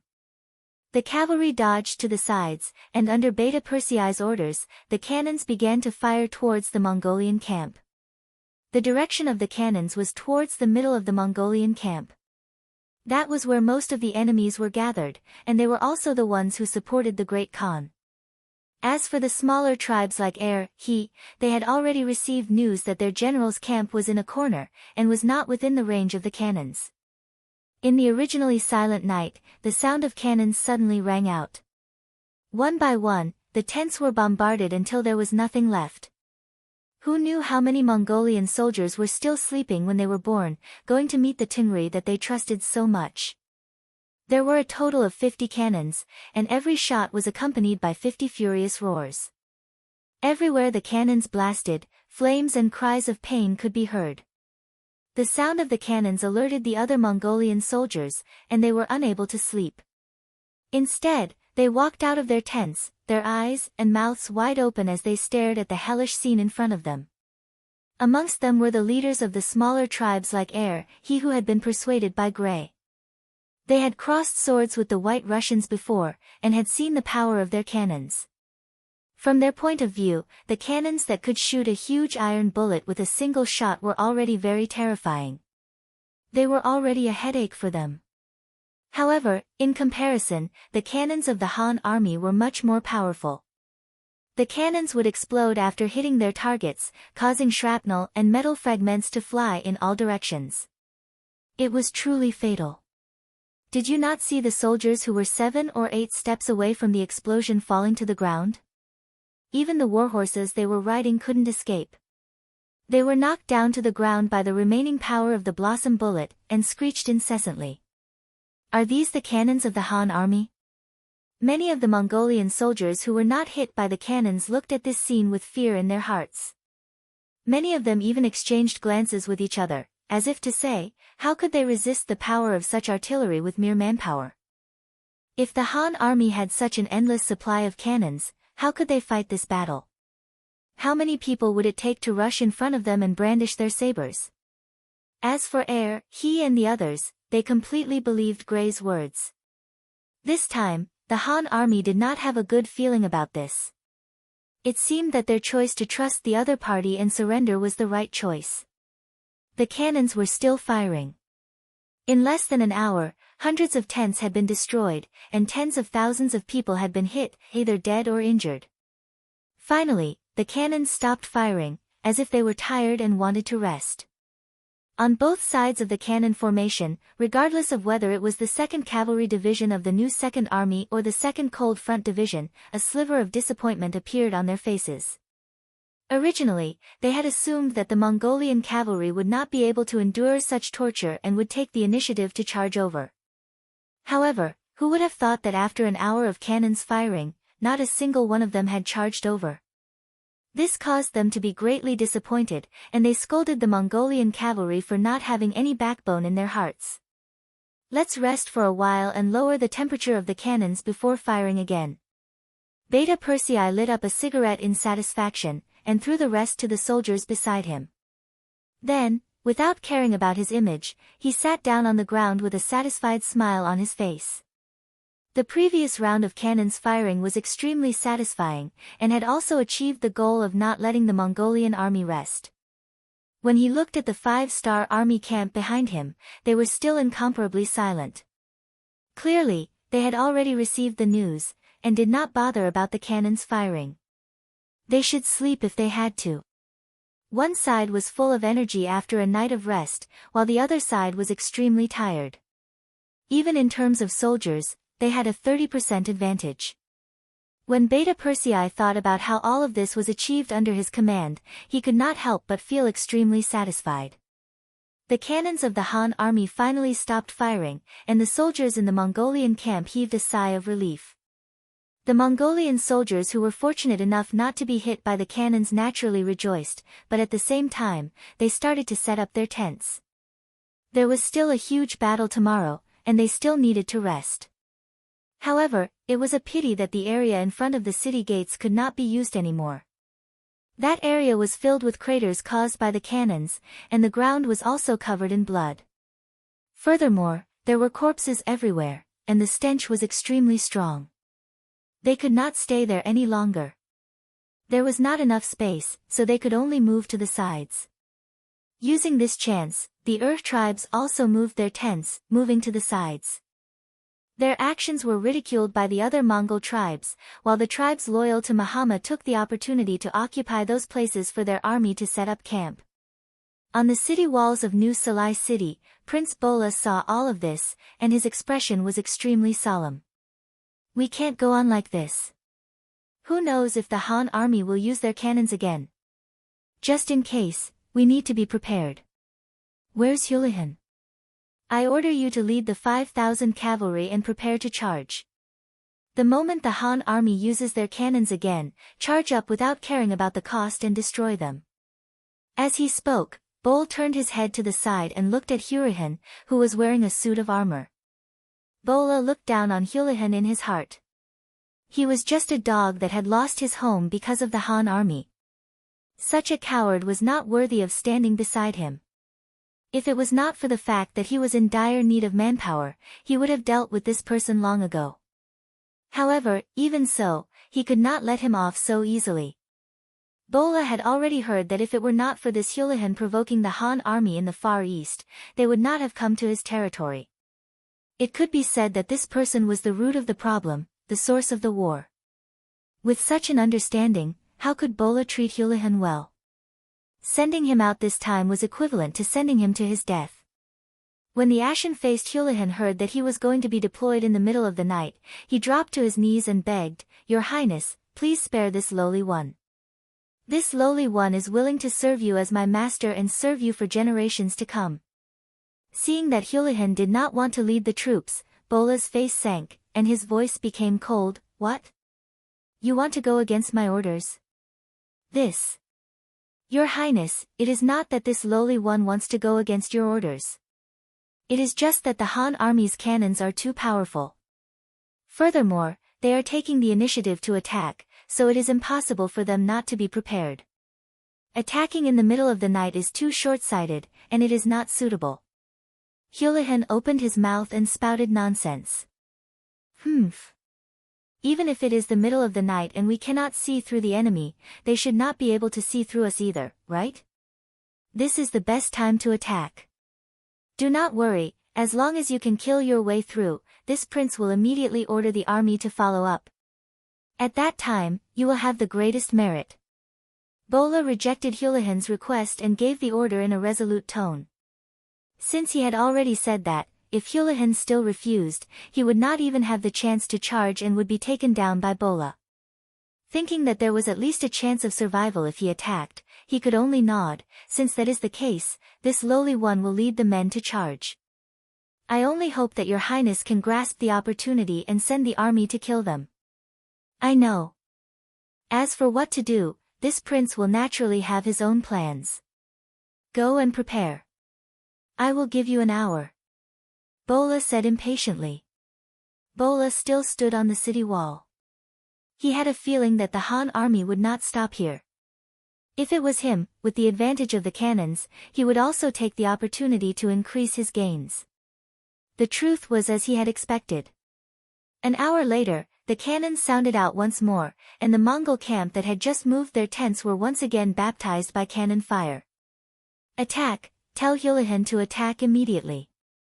On the city wall, Bola's eyes were spitting fire as he watched all of this. Although to the Mongol army that had hundreds of thousands of men, the loss of 10 to 20,000 would not be a huge blow, but it would be a huge blow to their morale. If they did not do anything, their morale would definitely plummet, and that would not be a good thing for the battle tomorrow. As for whether or not the enemy would be prepared after sending out Houlihan, that was for sure. However, he still sent out those 5,000 men to see if the Han army was prepared or not. Once he found an opportunity, he would not hesitate and would immediately give the order for the army to attack. On the other hand, if there was no opportunity, he would just sacrifice Houlihan's 5,000 cavalry. Those were not his own men, so what if they died? The city gates opened, and Houlihan led his 5,000 cavalry to charge out. The battle cries were especially ear-piercing in the night. Houlihan still had some brains. After he received the order, he immediately went to his camp and called for his subordinates to pass on Bola's orders. Brothers, it wasn't easy for this general to obtain this opportunity to render meritorious service. As long as we can charge out tonight and destroy the cannons of the Han army, it will be a great merit. In the future, endless wealth awaits us. What about the future? It all depends on tonight. I'm willing to be the vanguard and obtain the greatest merit. All the generals were pumped up by Houlihan's words, and they were all raring to go. They could not wait to charge out of the city and charge towards the cannons. Chapter 1448. Thus, the moment the city gates opened, the 5,000 cavalrymen charged out of the city. However, the moment they stepped out of the city, they saw flames and cries of agony everywhere. It was as if a basin of cold water had been poured over their heads, causing fear to rise in the hearts of the cavalry who had originally vowed solemnly to fear. Previously, they were all in the city. Although they could hear the sound of the cannons, it was only hearsay. They did not see it with their own eyes. However, now that they saw the destruction of the city with their own eyes, they were afraid. Their horses were also afraid. They neighed continuously and did not dare to move forward. Charge! The military order is in front of us. There is no way back. Only by charging forward can we survive. Those who do well will be rewarded. Charge! Although Houlihan was prepared for this, his expression was unsightly, but his tone was still firm. He knew that if he didn't even have the courage to rush out now, Bo-Rar would probably hang his corpse on the city gate tower for disobeying orders. Houlihan shouted as he took the lead and rushed out. The power of an example was endless. With the help of the light from the cannons, the army saw that even their former Khan, who was now their general, was the first to charge out. Everyone was encouraged and at the same time, they continued to shout and charge forward. At the 5-star army's cannons, the sounds of battle could be heard. Both Li Jun and Zhong Guanquan stood up excitedly. First, they listened attentively. Then, they thought of something and their eyes lit up. They're here. The enemy is finally here. Ha ha ha, soldiers of the cold vanguard, check your guns and prepare for battle. Zhong Guanquan laughed loudly. Cavalrymen, prepare to charge as well. Li Jun turned around and gave orders to the other commanders. Then, he walked over to Zhong Guanquan with a sneaky smile. Commander Zhong, please show mercy. You must leave some soup for us cavalry brothers. No problem, no problem. We are only responsible for the enemy cavalry within 100 steps. Once they enter this range, it will be your cavalry's turn. How about it? Zhong Guanquan agreed generously. Thank you, thank you. Li Jun thanked him profusely and turned around to make the arrangements. Zhong Guanquan looked at the battalion commanders beside him and said, "You all heard what I said just now. The rest will depend on your performance. Try your best to eliminate all the enemies from 100 steps away." Yes. The battalion commanders hurriedly agreed, and then returned to their respective camps to give out battle orders. At this moment, Houlihan was leading 5,000 cavalry over from the 5-star army cannon formation. There was a distance of 6 to 7 kilometers between the city gate and the cannon formation, but for the elite cavalry, it would only take the time it took to brew a cup of tea to reach it. With the continuous running, the speed of the cavalry was also at its best. At this time, the cavalry only needed to hold the scimitar in their hands to easily chop off the head of the enemy. This was the strength of the cavalry. However, that was only possible if the cavalry could reach the enemy. When the cold vanguard warriors fired the first shot from 400 steps away, this seemingly simple mission became an impossible one. Da-da-da. Da-da-da-da. In the darkness of the night, it was impossible to see how many enemies there were, and it was impossible to accurately determine the enemy's position. At this moment, the light and heavy machine guns displayed their advantage. Bullets flew forward like raindrops. Under the blanket attack, one after another, the cavalrymen from afar were hit. They either fell off their horses or fell to the ground with their horses. Houlihan had already slowed down not long after he started charging, intentionally falling behind. He had fought the 5-star army more than once, so he knew better than any of the Mongolian soldiers how strong the enemy was. Because of this, he knew better than anyone else the difficulty of the mission. He hit at the back because he wanted to act according to the situation. If they really charged in front of the 5-star army and made a contribution, he would stand out and take the credit. On the other hand, if things went wrong, he would find an opportunity to escape. Although this would incur the wrath of Bola, it was nothing compared to staying alive. Houlihan's idea was good, but he neglected one point, which was the power of the 5-star army's guns. They weren't using the guns that the Russians bought from the West. They weren't the kind that could only hit iron balls and had limited range.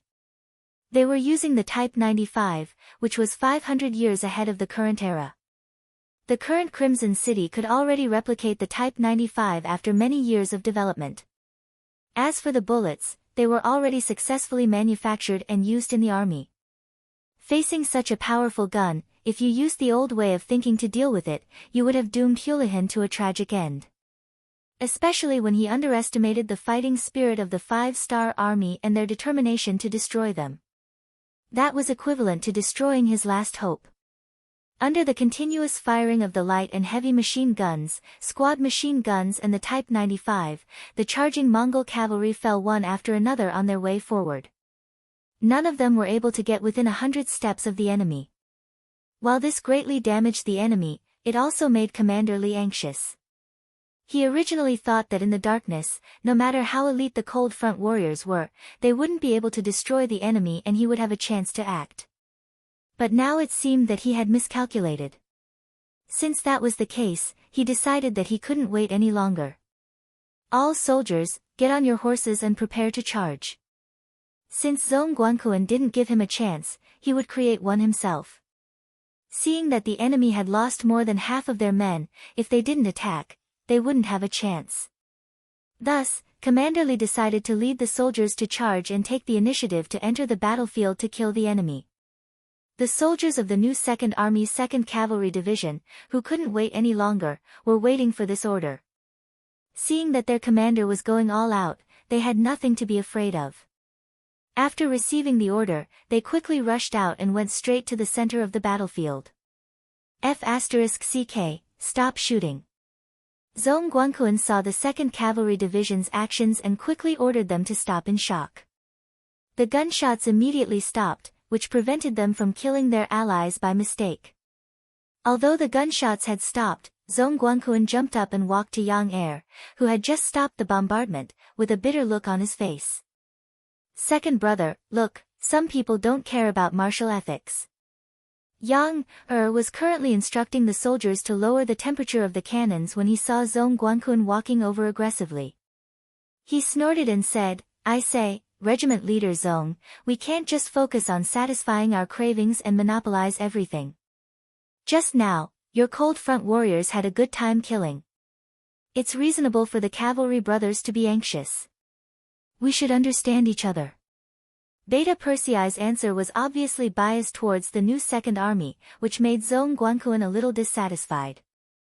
He thought to himself, when it comes to eating alone, I'm afraid no one is better than you, Beta Persei.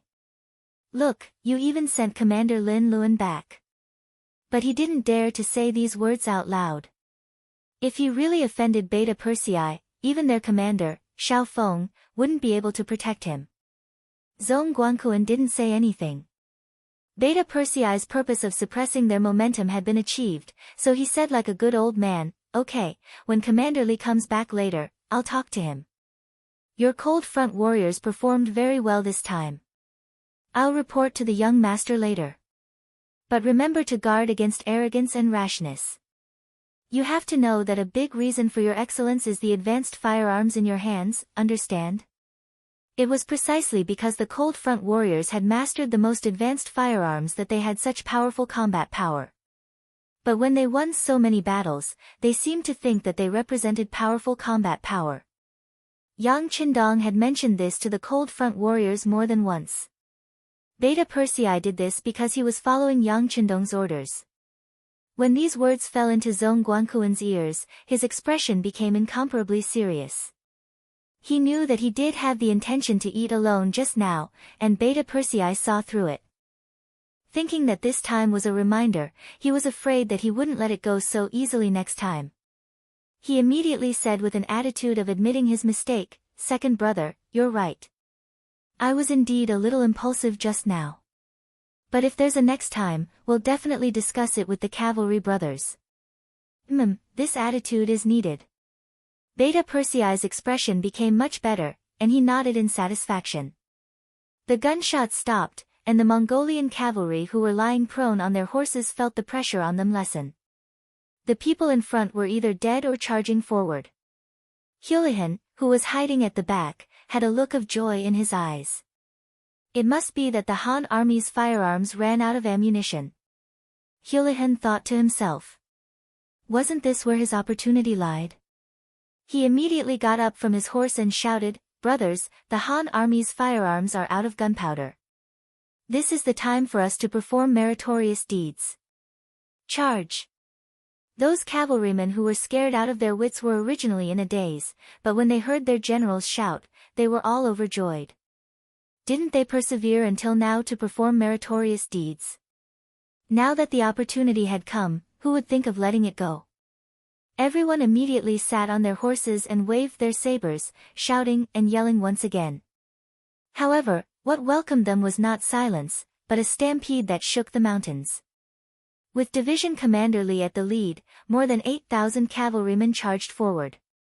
Each of them held their breath and charged forward. The soldiers of the 2nd Cold Front Division had their fill, but how could the cavalrymen who became spectators be satisfied? Seeing other people perform meritorious deeds, they were also itching to perform. Finally, the division commander toughened up and gave the order to charge. Which soldier did not rush forward, afraid that if they were a step late, they would not be able to perform any meritorious deeds? Close to 10,000 cavalrymen, their morale was high, and their killing intent was heavy. The moment they clashed with the Mongolian cavalry, they swept through them. They held divine sabers in their hands, which were not only sharp, but also tough. The soldiers of the 5-star army roared as they charged forward. As they waved their sabers, the war horses crossed each other, and the Mongol cavalrymen were sliced in half. Their horses fell to the ground one after another, letting out a neigh before they died. Chapter 1449. Hurahan charged forward with hope, but that hope quickly turned into disappointment and then into despair. He would never have thought that the 5-star army would dare to charge with cavalry. At this moment, he finally felt that there was no path to heaven and no door to hell. If it was just a musket attack, as long as he didn't charge into the effective shooting range of the enemy, they wouldn't be able to do anything to him. But it was different with cavalry. When the enemy came in front of him, he didn't even have the chance to dodge or escape. Within a short period of time, Hulahan saw his subordinates being slaughtered off their horses one by one. Their horses fell to the ground in rows. Hulahan's face was filled with shock as he turned his horse around and fled. At this moment, he had forgotten all about the merits and the charge. The only thing that mattered to him was his survival. Tisk, where do you think you're going? Using the moonlight, military commander Li took the lead and killed several enemies. He rushed to the front and saw Hurahan, who was wearing a general's armor, trying to turn around and escape. It was said that one could recognize a woman by smell. On the battlefield, one could recognize the identity of the enemy by their armor. It was difficult for Hurahan, who was wearing a general's armor, not to attract attention. With a shout, military commander Li's intuition told him that he had caught a big fish this time. Immediately, he took out the bow on his back and released an arrow. The arrow pierced through the air and headed straight for Hurahan's mount. Shoot the horse first. Relying on his skillful horsemanship, he shot an arrow with great precision, and it landed on the back hoof of Hulahan's warhorse. When the arrow pierced through the horse's leg, the warhorse let out a mournful neigh and stood facing the sky. The sudden rearing of the warhorse caught Hulahan off guard. By the time he realized that something was wrong, he had already been thrown off by the warhorse. After a roll, he felt pain all over his body. Needless to say, this fall had injured his bones. However, on the battlefield, life and death were only a matter of an instant. At this moment, Hurahan didn't even have time to check on his injuries. All he needed to do now was to continue running. Enduring the pain in his body, Hulahan stood up. Before he could identify the direction, a strong gust of wind hit his body. Instinctively, he raised his sword to block. With a crisp, ding sound, a strong force passed through his right arm and knocked Hurahan, who had just stood up, back to the ground.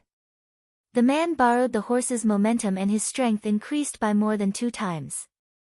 Hurahan was once again injured by this attack, and he fell to the ground once more. With injuries on top of injuries, Hurahan felt that standing up had become a luxury. At this moment, a scene that made his hair stand on end happened. The warhorse that had just chopped him down had turned around and charged towards him once again. Hurahan cursed in his heart and gathered all his strength to crawl on the ground as quickly as he could. At this moment, there was only one voice in his mind, and that was to escape. Even if he had to crawl, he had to escape. With a chi-la sound, Hurahan felt a sudden pain behind him. The strength that he had just gathered in his body dissipated. Feeling that the horse on him had been chopped in half and hot blood was flowing from its back, Hurahan's eyes finally revealed a look of despair. At this moment, the scene of him leading his troops into the far eastern region of Al City unknowingly appeared in his mind. Thinking back to that time, how glorious was he! He never showed mercy to his opponents and killed as he pleased. How long had it been and this scene was about to happen to him? Perhaps if he could redo his life, he definitely wouldn't have chosen to be enemies with the 5-star army. Li Jun stopped his horse and looked at the back of the enemy who was still trying to fight back. He shook his head and said, "Don't blame anyone. If you want to blame someone, blame yourselves for being enemies with our 5-star army." After he finished speaking, Li Jun once again bent down and raised his blade. A bloody head flew into the air. Hulahan, who had once dared to take the initiative to find trouble with the 5-star army, had become an ice-cold corpse. Following Hurahan's death, the 5,000 cavalrymen he led on the battlefield were either dead, injured, or surrendered. After not seeing a single enemy on the battlefield, Li Jun's division commander was satisfied and returned with the army. On the city tower of New Salai City, scouts were constantly reporting the results of the battle. They reported Hurahan's death and the 5,000 cavalrymen's annihilation to Prince Bola. Hiss! Bola only felt his teeth hurt. Although this was the result he had long expected, when it happened, he couldn't help but feel a chill in his heart. Not only did the Han army have powerful firearms, but even their cavalrymen were so fierce. Could they really win against such an opponent? This was the first time Bola felt a sense of helplessness and fear of the unknown future. This night was spent amidst the gunfire. Every half an hour, there would be the sound of cannon fire. Whenever someone tried to launch a cavalry charge, what awaited them was endless gunfire and a crazy cavalry charge. This scene only ended when the sky began to brighten. During the night, the Mongolian army didn't get any rest. They spent the night in fear because no one could guarantee that the next cannon fire wouldn't fall on their heads. When the sky was bright, Yang Qindong also walked out of the tent. At this time, he was clearly in good spirits. After sleeping all the way until dawn, his mental state was at its peak. Young master, as soon as he walked out of the tent, Beta Persei excitedly greeted him, then laughed foolishly. There was no need to say anything. Just by looking at Beta Persei's appearance, he knew that last night's harvest was not small. What's the matter? Are you here to report the results? Yes, young master. Beta Persei said with a happy face, young master, according to incomplete statistics, we killed and injured more than 30,000 enemies last night. Among them, we destroyed more than 800 of the enemy's tents. Ha, they didn't get any sleep last night. It seems that our chances of winning today's battle are much higher. Not bad. Hearing the results, Yang Qindong was also very satisfied. The meaning of last night's battle was not how many enemies were killed, but how much courage the enemy had. As a result, how could an army without morale be a match for the high-spirited 5-star army? Well, you've been tired all night. Go and rest. Yang Qindong said with concern, then prepared to go to the front line to supervise the battle. No, young master, I'm not tired. Beta Persei shook his head vigorously. They were facing a battle with hundreds of thousands of people today. How could he miss out on such an occasion? As for not resting for a night, it was really nothing for people like them who lived on the battlefield all year round. Seeing that Beta Persei wanted to continue to fight, Yang Qindong had no intention of stopping him. There were some things that even if he spoke, he could stop the other party's actions, but he could not stop the other party's anxious heart. If that was the case, it was better to let Beta Persei continue to fight. Okay, if that's the case, you continue to take care of the artillery regiment. Oh right, those 8 mortars, get ready and wait for orders. See if you can shoot down a big guy. Beta Persei, who had long been used to commanding artillery, immediately agreed with a smile. Young master, you're good, ha ha ha. The sky was bright, and Bola also let out a long sigh of relief. Although he didn't have much confidence in winning the upcoming battle, at least they could fight back during the day. With their superior military strength, even if they exchanged 1 for 2, or even 3, they would still be able to fight back. There was no need to continue to be beaten up. Bola's idea was to fight with the Han army in the open. He had already thought of a countermeasure during the night and continued to charge. He wanted to see how much gunpowder the Han army had and how long they could last. For this reason, he had already ordered people to invite the tribal leaders. He wanted to make a promise to raise their morale as much as possible and deal a heavy blow to the Han army. Once both sides started to suffer heavy casualties, he did not believe that the Han army would not retreat. He did not believe that the Han army would be able to hold their ground after coming so far, and with the Ross principalities behind them, he did not believe that the Han army would be able to hold their ground. Once they retreated, it would be time for him to lead his army and attack. At that time, it would not be difficult to reclaim all the lost land. More importantly, once he defeated the Han army, he would have the other side's firearms. In this way, the White Russian army would have nothing to fear. At that time, the Golden Horde would regain its glory. At that time, once he gave the order, it would not be impossible for him to regain the prestige of his ancestors. In the camp of the 5-star army, the soldiers were eating breakfast. Yang Qindong would never mistreat his soldiers in terms of food, drink, and clothing. They had even sold their lives to him, so wasn't it natural for him to improve their quality of life? For this reason, he took out the canned meat that was provided to the 5-star army and gave it to each of the Mongolian cavalry who had just joined. Fortunately, there were steam engines, lathes, and production lines now. Many provinces and regions had begun to encourage the people to raise poultry in large quantities. The government would take care of the unsold poultry. In this way, the raw meat and meat processing could keep up. There were more and more military rations like this, enough to meet the needs of the army. Otherwise, just in terms of food alone, the needs of hundreds of thousands of people on an expedition would be enough to give people a headache. The Mongolian cavalry ate the canned meat in their hands with a satisfied smile on their faces. They had never seen such things even in their dreams. Now that they had enough, it was a happy thing. Perhaps they had never been treated like this before. Some of the Mongolian soldiers were secretly hiding food. In their eyes, it was not enough for them to eat such good food. They should share it with their families and let them know what the so-called delicacies in the world were. Chapter 1450. He had already expected something like this to happen. He also knew that people who were used to living a hard life valued food. Yang Qindong had already given the relevant orders. When the commander of the new Second Army saw the scene of people hiding food in the camp, he sighed and walked towards a temporary platform in the camp. As he walked, his expression was still unsightly. Various factions often appeared in the grasslands. This leader, that big man, that big man. They were either brave, cunning, or living in a balance. However, no matter which leader they were, they did not change the fact that they had to solve the problem of food and clothing for their people. On the grasslands, the more they fought, the poorer they became. The population also became smaller and smaller. They had no choice but to rob.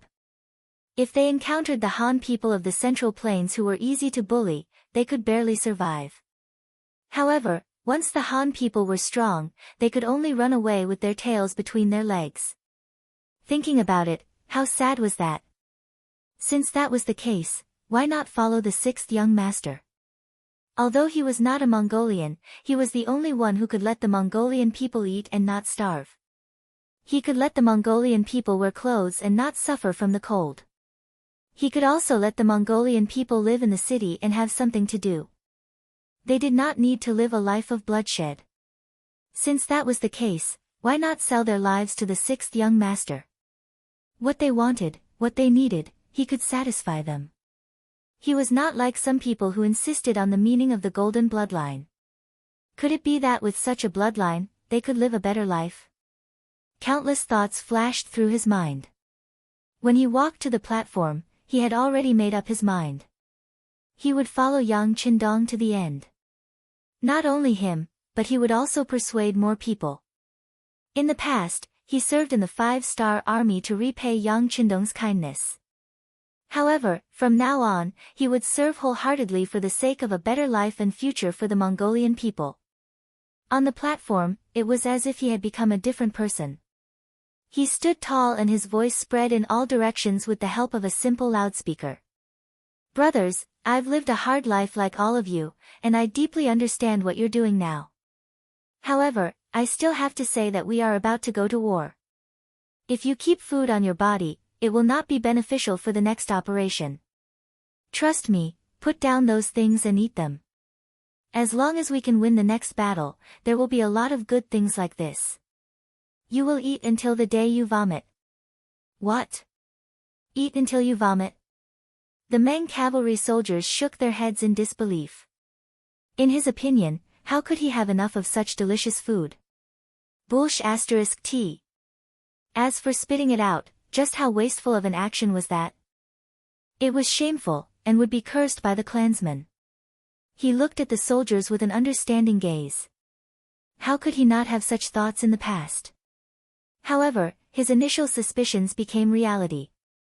There was a time when he was sick of eating canned meat. Although it wasn't to the point of vomiting, it was close to the point of vomiting. This was unimaginable in the past when he was short of food and clothing. She could understand what the soldiers were thinking, so she said with empathy, "I know what everyone is thinking, but the facts will prove who is right and who is wrong." Next, let's talk about the standards of merit.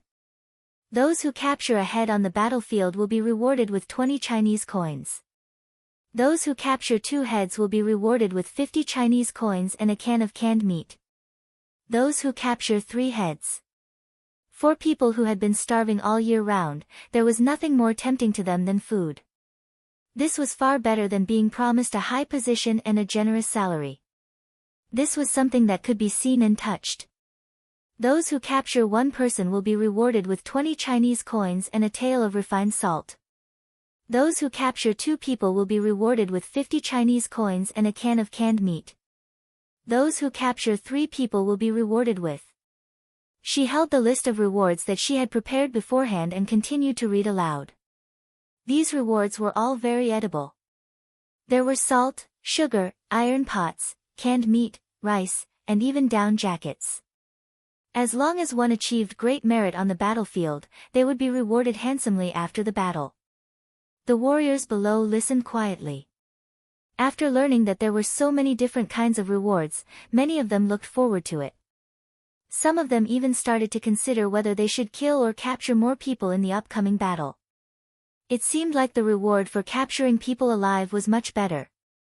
The 100,000 Meng soldiers who had just been incorporated and had not had time to reorganize were motivated just like that. There was no need to do any ideological work, nor was there any need to hold a meeting to reminisce about the past. All they needed to do was to take out the rewards and place them together for the soldiers to see. This was already a great stimulation. When the rewards were placed in front of them, and there were quite a few of them, all of the soldiers were moved. They all looked at the items that they needed and thought about how to perform in the upcoming battle to achieve their goals. This was the power of capital. This was the human potential that was stimulated by material needs. Looking at this scene, Shibei believed that he did not need to say anything, and everyone would give it their all. All he needed to do was pray for the enemy. At 9:00 in the morning, which was the time of the ancient times, 100,000 Meng soldiers left the camp and started to get into formation, preparing to attack. In contrast, the side in charge of defense had been waiting for a long time. Looking from afar, the crowd in front of New Sarai was a sea of people. It was impossible to count how many tribes and how many soldiers there were with the naked eye. Even when facing the rising Ross principalities, the Golden Horde did not put up such a grand display. Judging from this, they already regarded the 5-star army as their strongest opponent. Vaguely, they could see that there were still dozens of cannons erected on the walls of New Salai City, and there were people busy working there. It was obvious that these cannons had just been set up to stop the 5-star Legion's attack. Beta Persei used his binoculars to look at the dozens of cannons, and his eyes showed disdain. In terms of cannons, the enemy was nothing. In his eyes, these cannons were targets that could be attacked at any time. It was meaningless. Around the cannons, a group of nobles of the Golden Horde were standing there in luxurious clothes. As the saying goes, one can see far from a high place. These dignitaries appeared here as if they were the rulers of the war. Take a look and see if you are familiar with any of them. Yang Qindong also noticed the changes on the city tower, and handed the binoculars to General Gray, who had just finished persuading the nobles. He reached out and took the binoculars respectfully, then looked up with a hint of excitement. He had heard of this divine tool that could easily see thousands of meters away, but this was the first time he used it. He could not help but feel excited and nervous. It took him a while to familiarize himself with the use of the binoculars. When he looked up at the city wall, he quickly said excitedly, "I see it, I see it. The Khan is on the city tower." Ohama. When he heard the Khan's voice, Yang Qindong was also interested. "Yes, it's Ohama." Gray's face was a little red, and he was a little embarrassed. He had forgotten that he was no longer a member of the Golden Horde. He had just said the Khan out of habit. Ha, very good. When he heard that a Hama was on the city tower, Yang Qindong also became excited. If they could get rid of the enemy's big boss at the start of the battle, then this battle would be much easier. He estimated that the Khan was at least 6 miles away. Muskets would definitely not be able to hit him. Even if field cannons could hit him, their power would inevitably be limited. If they missed, the enemy would escape, and they would miss a great opportunity. Well, inform Beta Persei to use the mortars. They must hit accurately and solve the biggest problem in one shot. Also, inform Tianyu to fly up and attract the enemy's attention. Yang Qindong quickly came up with a plan in his mind and immediately told Pan. This time, in order to deal with the Golden Horde, Yang Qindong sent a telegram to the Air Force of Qiqian City to rush over. Compared to when the Air Force was first established, they had nothing. Now, the Air Force had become an army of its own. Although they could not build a real plane to give them a platform to display their abilities. But there was no problem in controlling hot air balloons, hydrogen balloons, and individual paragliders. They could also complete the ability to launch gunpowder attacks from high altitude and land. At this time, the commander of the Tianyu army was checking the equipment of the soldiers at the back of the army. For a long time, the Air Force was like a deaf person's ear decoration. It had an empty name, but no actual power. Because of this, Tianyu always had a feeling of being unable to raise his head. Especially when the city lord's mansion allocated a huge amount of money to the Air Force every year, he felt even more pressure. Fortunately, no matter what other people thought of them, the 6th young master always supported him. If he wanted money, he would give him money, he would give him people, and he would give him technology. After receiving support from all sides, Tianyu had been suppressing his anger for a long time. Ever since he achieved military merits in pacifying Ryukyu Island, he was even more convinced that the Air Force was a powerful force. Then, he worked hard day and night. Next, he led people to break through one obstacle after another. The problem of the hot air balloon's direction of ascent, the problem of the load, the problem of the stability of the altitude, the problem of the accuracy after dropping the explosives, including when to let it explode, to what extent the accuracy was, and so on. There were also hydrogen balloons that could fly higher and individual paragliders, how to carry out activities and reconnaissance behind the enemy's back, and so on. Over the years, the problems were solved one after another, and then they were solved again. Until now, the problems encountered have been solved, and the exercises have been done many times. Now, they only lacked real combat experience. Chapter 1451. Now, the opportunity was here. How could Tianyu not be excited? If he didn't need to command from the ground, he would have already ascended with the hot air balloons. Even so, he still walked to the division commander, who was also the leading officer, Sun Lixing. Division Commander Sun, this time, whether or not our Air Force can make a name for ourselves, it's all up to you. Do you have any questions? I promise to complete the mission. Sun Lixing wasn't tall, and his body was thin. But his overall balance was very good, and most importantly, he wasn't afraid of heights. There was an experiment where when the hydrogen balloon ascended to more than 1,000 meters, he could still remain calm, as if he was on land. This kind of psychological quality was tailor-made for air, so his military rank rose again and again. And this time, the actual combat command mission was given to him by Tianyu after careful consideration. He firmly believed that this person would be able to complete the mission well.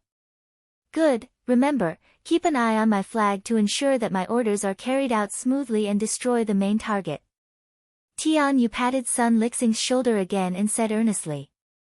At this time, the communications officer came over and conveyed Yang Qindong's order to ascend into the air.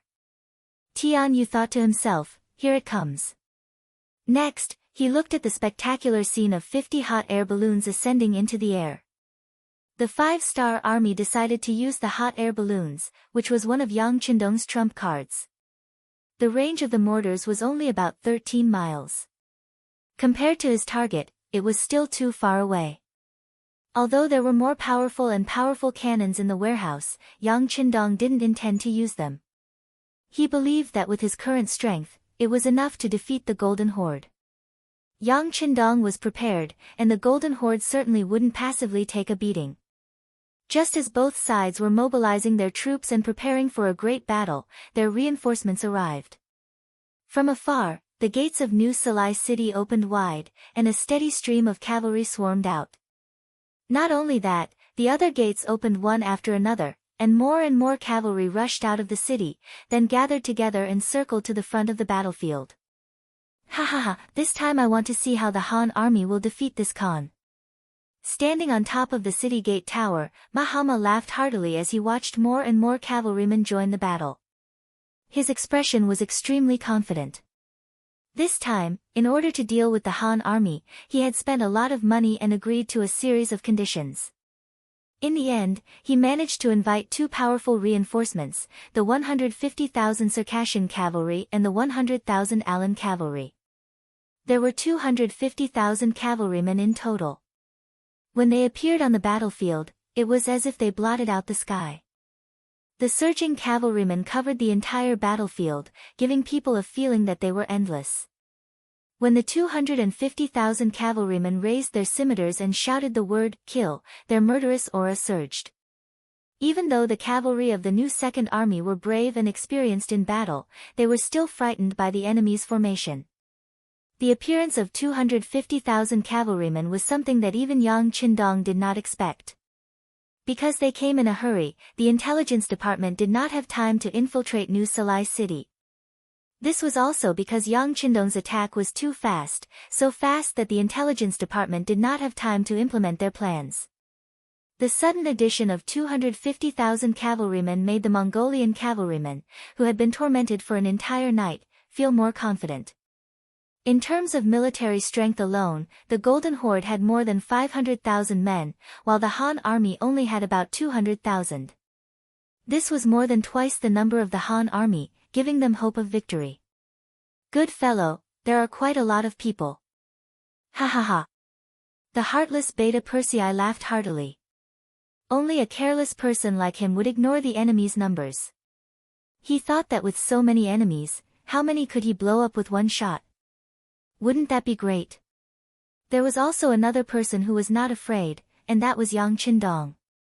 Yang Qindong already knew about the Circassians and the Alans. According to his plan, after dealing with the Golden Horde, he would deal with them. If they were obedient, it would be fine. If they dared to resist, he would just kill them.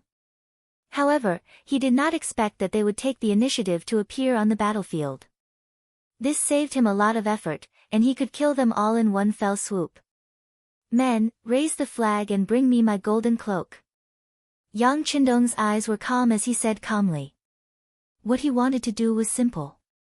He wanted to stand on the front line and let all the soldiers see him at any time to encourage their determination to fight. As long as his flag did not fall, the soldiers' mental support would be there. This way, they could win this battle. With 200,000 against nearly 600,000 enemies, even if Yang Qindong had firearms in hand, he couldn't have the slightest carelessness. He was no longer a rookie on the battlefield. On the contrary, as the god of war who had lived 2 lives, he knew very well that once the army's morale collapsed, they would be defeated like a landslide. When that time came, even the most powerful firearms in one's hands would be useless. Countless history had proven that the decisive factor on the battlefield was not whose weapon was more powerful. In the end, it still depended on the person holding the weapon. Otherwise, there would not have been a victory against the M&C, and there would not have been the birth and emergence of a new Z country. The bigger the battle, the more important morale was. In order to boost morale, Yang Qindong rode on the white dragon with a golden cloak draped over his body. At this time, he stood in the middle of the army like a god descending from the heavens. When his eyes casually swept across the troops in his camp, the soldiers in his line of sight all straightened their bodies and held their heads high. They wanted to show their best side to their king. They wanted to use practical actions to prove that they were the best. When the flag was raised, the soldiers of the 5-star army saw it clearly. As the enemy, the the soldiers of the Golden Horde also saw it clearly. Mahama and the others on the city gate tower also saw it clearly. Ha ha ha, are they trying to show their determination? If so, who doesn't know how to do it? Men, raise the Khan flag. Mahama said, not to be outdone. He also wanted to show his determination. In terms of courage, he was not inferior to anyone. Because the blood of the Golden Horde flowed in his body, he was the noblest existence. After receiving the order, a Khan flag with the totem of a wolf's head was raised on the city wall. This scene was seen by even more soldiers of the Golden Horde. Immediately, a loud roar rose into the sky. Kill! Kill! Kill! The sound of killing shook the sky. This was also a sign that the war was about to begin. It could be imagined that soon, this place would become a purgatory on earth. Soon, rivers of blood would flow. Hey, look! What's that? Because of the appearance of the Khan flag, the morale of the soldiers of the Golden Horde was extremely high. Suddenly, one white dot after another appeared in the sky in their line of sight. After that, the white dot seemed to be slowly approaching them. The Mongolian cavalry had never seen or even heard of hot air balloons. When they saw the air force of the 5-star army for the first time, they were puzzled, confused, and then excited. The Mongolians believed in Tengri, just like the Han people believed in Buddhism. In their hearts, Tengri was undoubtedly the most sacred existence. Every person in power would use this belief to invite the great shaman to perform a ritual to prove that they were chosen by Tengri. Only then could they win the hearts of the people and obtain power. But all of this was just empty talk from the great shaman. As for what the real Tengri was like, no one knew. Everyone only had a rough idea in their hearts. Tengri had the word Tian in its name, so it should be high up in the sky. Now, the appearance of the hot air balloons was like the manifestation of Tengri's spirit. It gave people a feeling of unattainable height, as if a miracle had appeared. Heavens, it must be Tengri's spirit. There were devout believers in the crowd. When they saw the white dot getting closer and closer to them, they could not help but dismount from their horses and kneel on the ground, kowtowing 3 times and kowtowing 9 times. With someone leading the charge, more and more Mongolian cavaliers began to imitate him. They knelt on the ground and shouted, "Long live Tengri!" At the same time, they also voiced out the thoughts that they had thought about many times in their hearts, hoping that they could use this chance to make it come true. On the city gate tower, Mahama also saw this scene. Compared to the people below, his mind was much clearer. He knew that the so-called Tengri was the belief of the people above, and it did not really exist. Otherwise, why hadn't any of his ancestors seen it before? Why had they not even heard of it? He knew that this was not Tengri, but seeing that the soldiers had chosen to believe, he decided to use this to his advantage. He quickly made a decision and knelt on the ground. At the same time, he shouted, "Thank you Tengri for coming to support us." He saw the shamelessness of the Han people and came to help us. Using the power of belief, he had successfully gathered the hearts of the people. With this shout, everyone was enlightened. So Tengri's spirit is here to help us. Ha ha ha, since that's the case, what is there to be afraid of? We will definitely win this battle. More and more people knelt on the ground with a devout expression. Even he and the others who were dissatisfied with Mahama also knelt on the ground. There was another voice in their hearts. Could it be that the people of the Golden Family were really the children of Tengri? If that was the case, wouldn't betraying Mahama be the same as betraying Tengri? Did I do something wrong? The appearance of the hot air balloons caused a trace of chaos on the originally tense battlefield. It also diluted the killing intent. Everyone's eyes were focused on the direction of the hot air balloons. Even the 100,000 Meng soldiers who had just surrendered were getting restless at this moment. Chapter 1452. Naturally, they believed in the existence of Tengri. Now that they saw that Mahama had attracted the help of Tengri, their thoughts of helping the Han people in the war began to waver. Some people had even reached out to grab their cavalry swords and began to search for the Han army. They looked as if they would draw their swords at any time. Tell them that Tengri is here to help the Heavenly Khan. If they don't believe it, things will become clear soon. Yang Qindong noticed the change in the atmosphere of the army and ordered she be.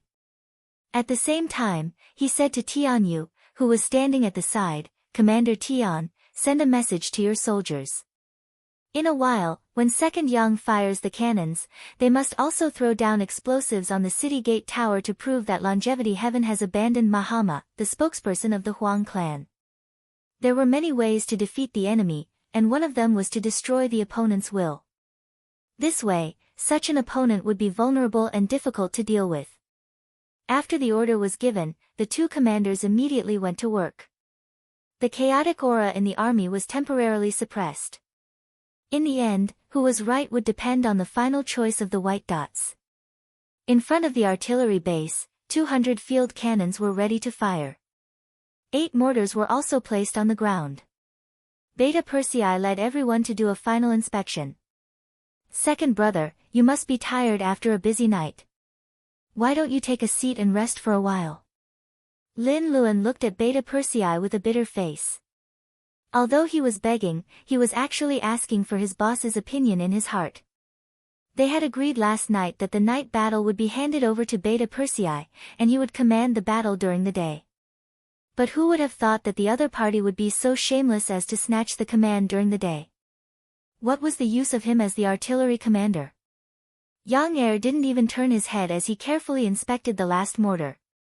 When he didn't find any problems, he said, Captain Lin, I know you have something to say, but this is an order from the young master.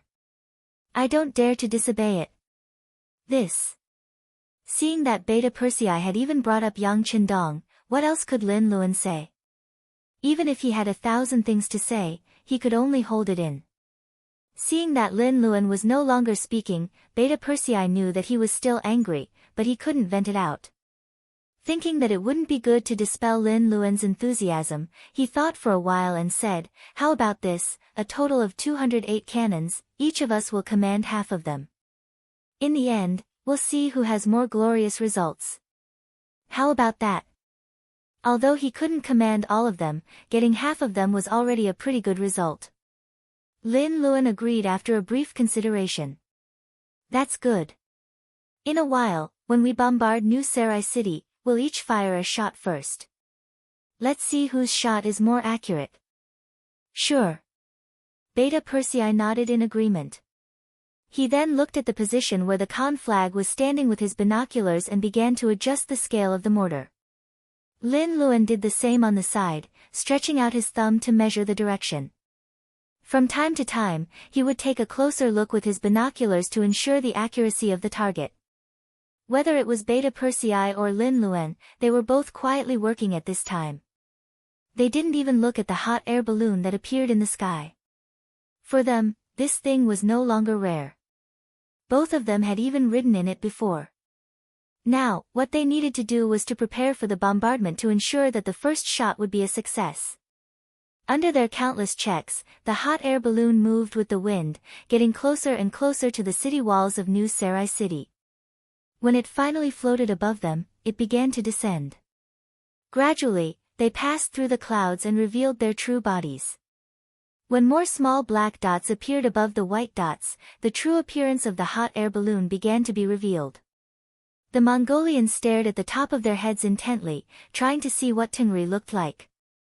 Putting down his binoculars, Yang Qindong, who had seen everything, took a deep breath, then said in a firm and powerful voice, the time is right, order the artillery to fire.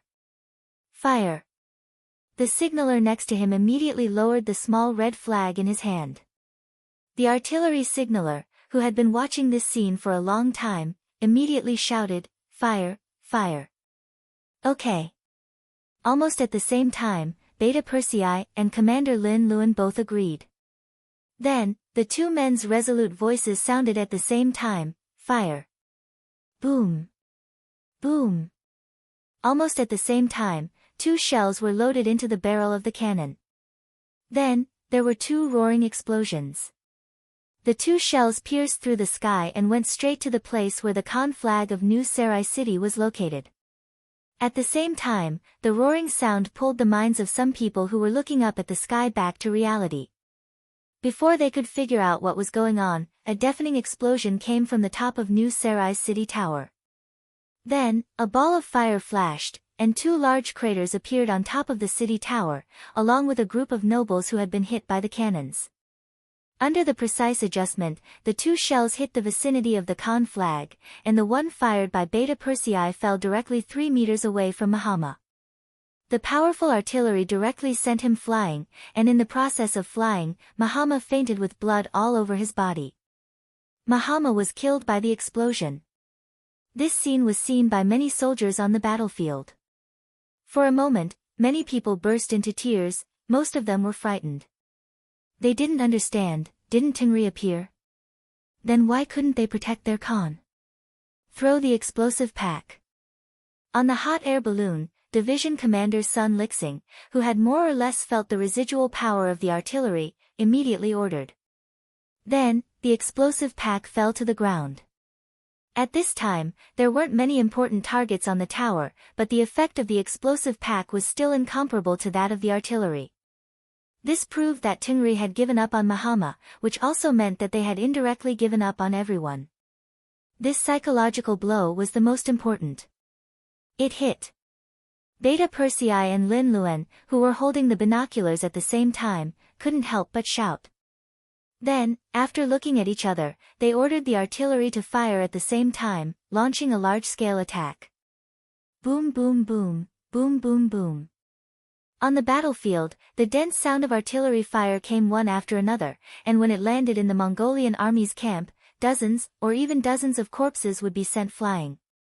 Under the simultaneous fire of thousands of artillery, the artillery soldiers displayed their great power of killing people like killing chickens. Mahama's death, the artillery's whereabouts, and the continuous attacks, the Mongolian cavalry panicked.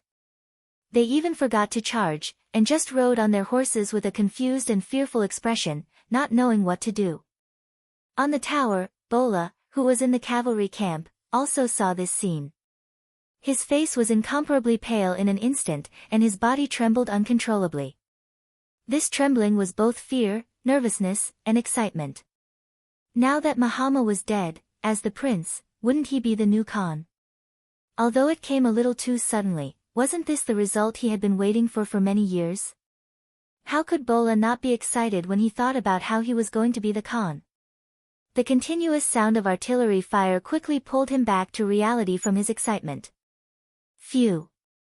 Bola let out a long breath and looked deeply at the Han army camp a few miles away. He muttered to himself, "Although you helped me become the Khan earlier, I will not be grateful to you. On the contrary, I will use your blood, your lives, as a stepping stone.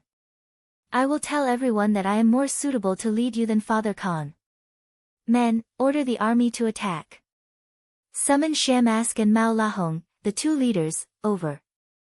Bola, who had gradually calmed down, knew what he had to do next, and he was already prepared for it. Shamask was the leader of the Circassian people, and Mao Lahong was the leader of the Alan people. In the past, they were independent forces. This time, the dead Mahama had paid a lot of money to deal with the Han army.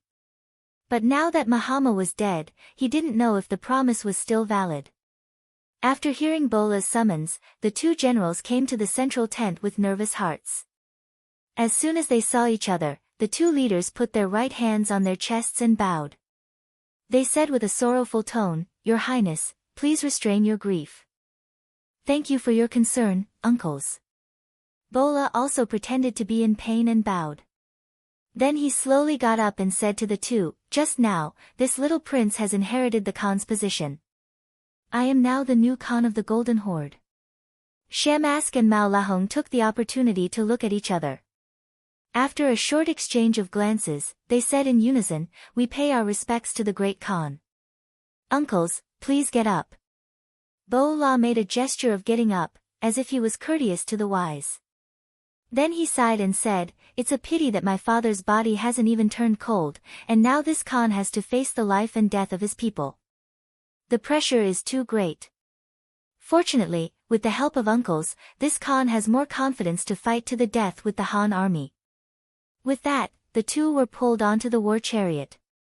After saying this, Bola quickly noticed that the expressions of the two leaders had turned somewhat ugly.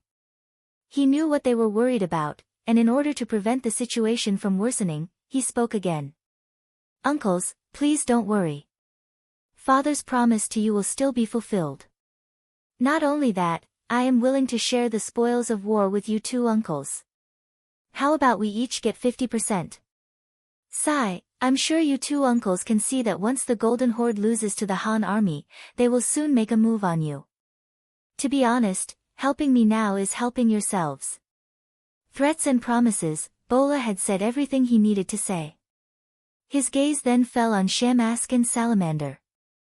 He believed they would make the right choice. Chapter 1453. If Bola had said these words before the battle, the two of them might have considered it.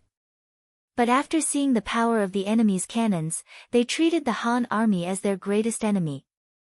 None of them had the confidence to win against such an opponent. Only if the three of them worked together would they have a higher chance of winning.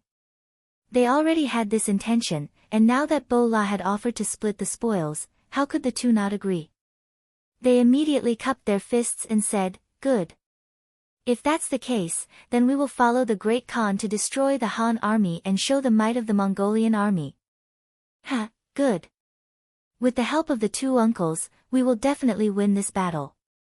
Even though the answer was within his expectations, Bola was still very excited after hearing it with his own ears. The three of them finally sat down together and began to attack together for a common goal. The three of them discussed the direction of their attack and said goodbye to each other before returning to their respective camps. Of course, at this time, the Great Khan and the two leaders had already changed into the battle robes of ordinary soldiers. With Mahama's example, they wouldn't casually expose their targets. At the same time, the Mongolian cavalry of the Golden Horde had already launched continuous attacks. Even though it was only a small-scale charge, Yang Qindong did not underestimate the enemy. He ordered the army to be prepared and only use the cannons to receive the enemy's attacks. At the same time, he was also waiting for the enemy's reaction. There were only two kinds of reactions. The first was to fight, and the second was to flee. If it was the latter, Yang Qindong would have a headache. After all, this place was vast. If the main force of the Mongolian army escaped, it would not be easy to catch them again. On the other hand, if they were to fight, it would be an extremely stressful situation for them to have more than 500,000 against his 200,000. Sixth young master, look, they're moving. The cavalry is pressing forward. Qiu Vi, the leader of the Black Cavalry, had always been sharp. He immediately noticed the change in the enemy's formation and immediately shouted. Yang Qindong's eyes were deep as he looked forward. The white dragon under him seemed to sense his master's anxiety and began to snort. Sixth young master, should we order the cavalry to launch a countercharge? Seeing that the enemy's cavalry was getting closer and closer to them, and there seemed to be an endless number of them, the Saber Battalion commander felt the pressure and asked for instructions from the side. Yang Qindong remained silent. He was still waiting. In this battle, Yang Qindong relied on the strength of his firearms. If he were to compete in numbers, he would soon be at a disadvantage. Even if he could win in the later stages, it would be a Pyrrhic victory. This was not what Yang Qindong wanted. Seeing that Yang Qindong didn't say anything, Shibi and the others had no choice but to stand to the side and wait. At the same time, they anxiously watched the battlefield. In the face of a cavalry charge, the one who made the first move would usually have the upper hand. After all, a warhorse would need a period of time to exert its advantage. If it waited for the enemy to arrive in front of it before launching a counterattack, it would already be at a disadvantage. The Central Army was not in a hurry and did not issue any orders. Many of the cavalry generals had anxious looks on their faces. However, only the 2nd Cold Front Division and the officers and soldiers had excited looks on their faces. Considering that their shooting range was limited, if the cavalry charged, it would mean that they had nothing to do. No matter how capable they would not be able to display their abilities. However, they were facing cavalry. The enemy's speed was very fast. If they were not careful, they would lose their advantage when the enemy reached them. Therefore, not every commander could remain calm in the face of danger and unfavorable situations that might occur. Yang Qindong was undoubtedly an excellent commander, so he believed in the Battle of the Cold Front Division. He believed that the soldiers could use their powerful firearms to suppress the enemy's charge.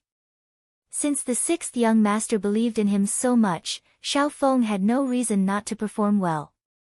Everyone, check your guns one last time. Listen to my orders. If the enemy enters the range of 500 meters, fire back. Don't save your bullets for me. Fight with all your might. Whoever dares to place the enemy in front of us, I'll punish them when I return. Just wait for them to retire from active duty after this battle. Xiao Feng looked at the countless Mongolian cavaliers who were getting closer and closer, and his eyes were a little red as he shouted. The importance of this battle was self-evident. He was afraid that the soldiers below would become arrogant. At this moment, Xiao Feng had no choice but to give them a warning and show them respect. The threat of retirement was enough to shock all the soldiers. After all, the treatment of the Cold Front Division was very good. No one in the 5-star army could compare to it. Whether it was the benefits or social status, who knew how many people were envious of them? If they were kicked out because of this, they would not have the face to see anyone. Xiao Feng was ruthless, and the officers and soldiers below all became very serious. Many of them obediently checked the guns in their hands and the 8 basic ammunition beside them. Then, they held their breaths and stared at the front.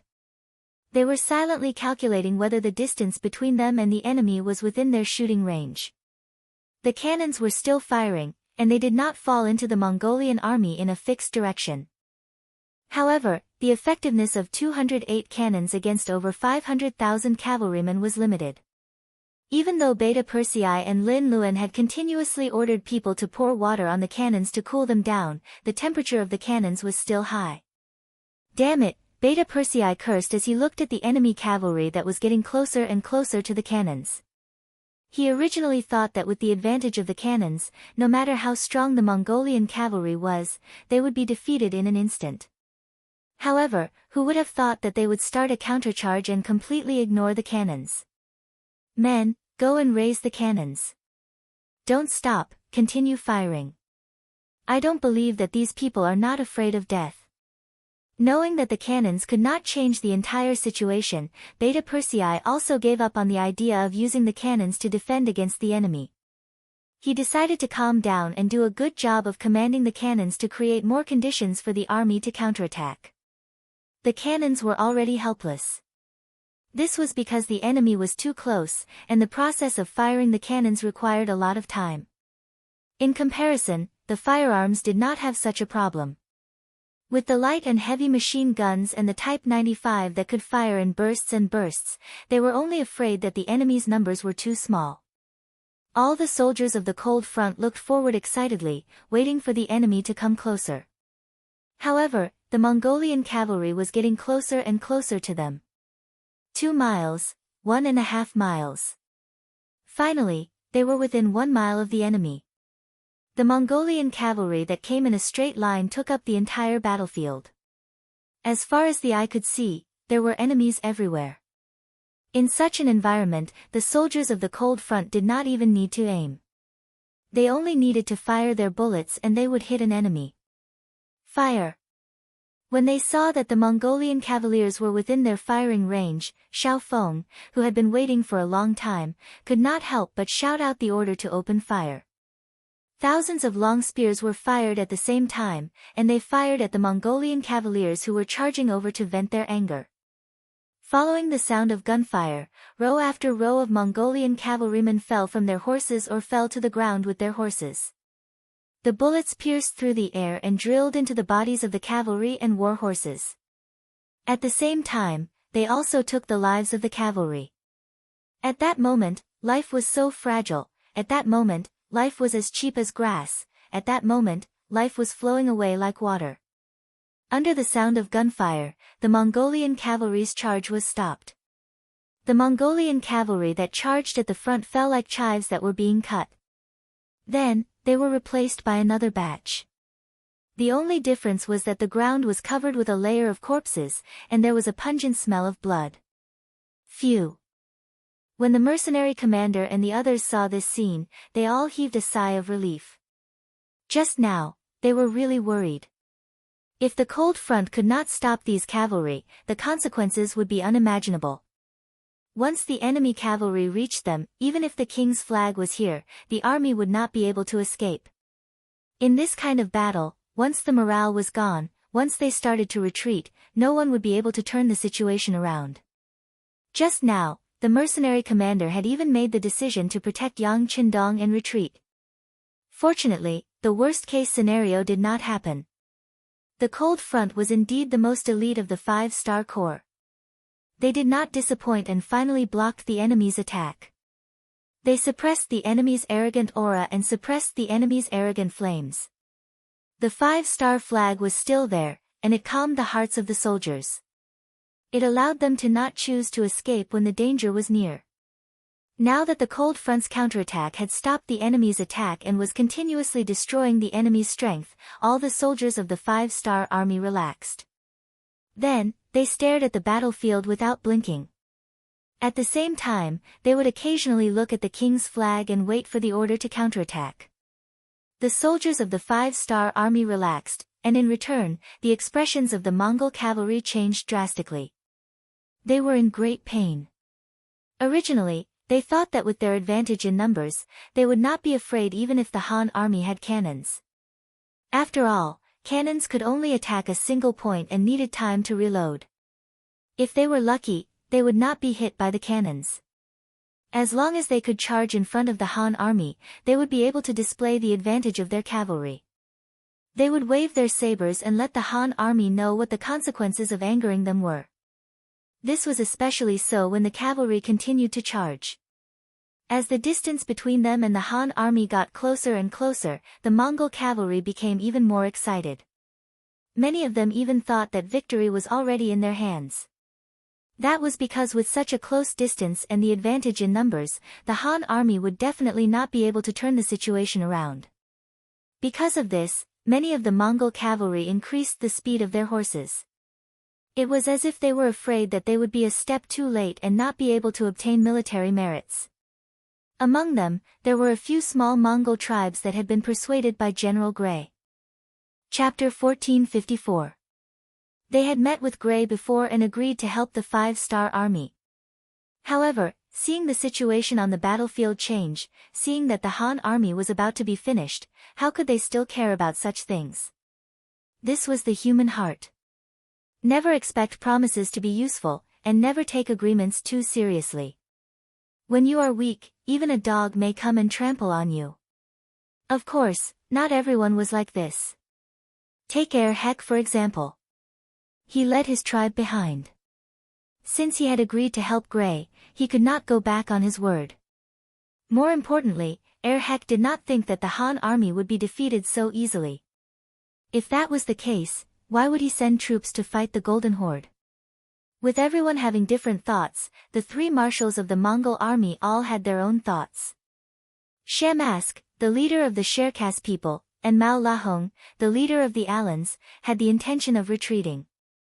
Under the constant barrage of cannon fire, they were suffering losses.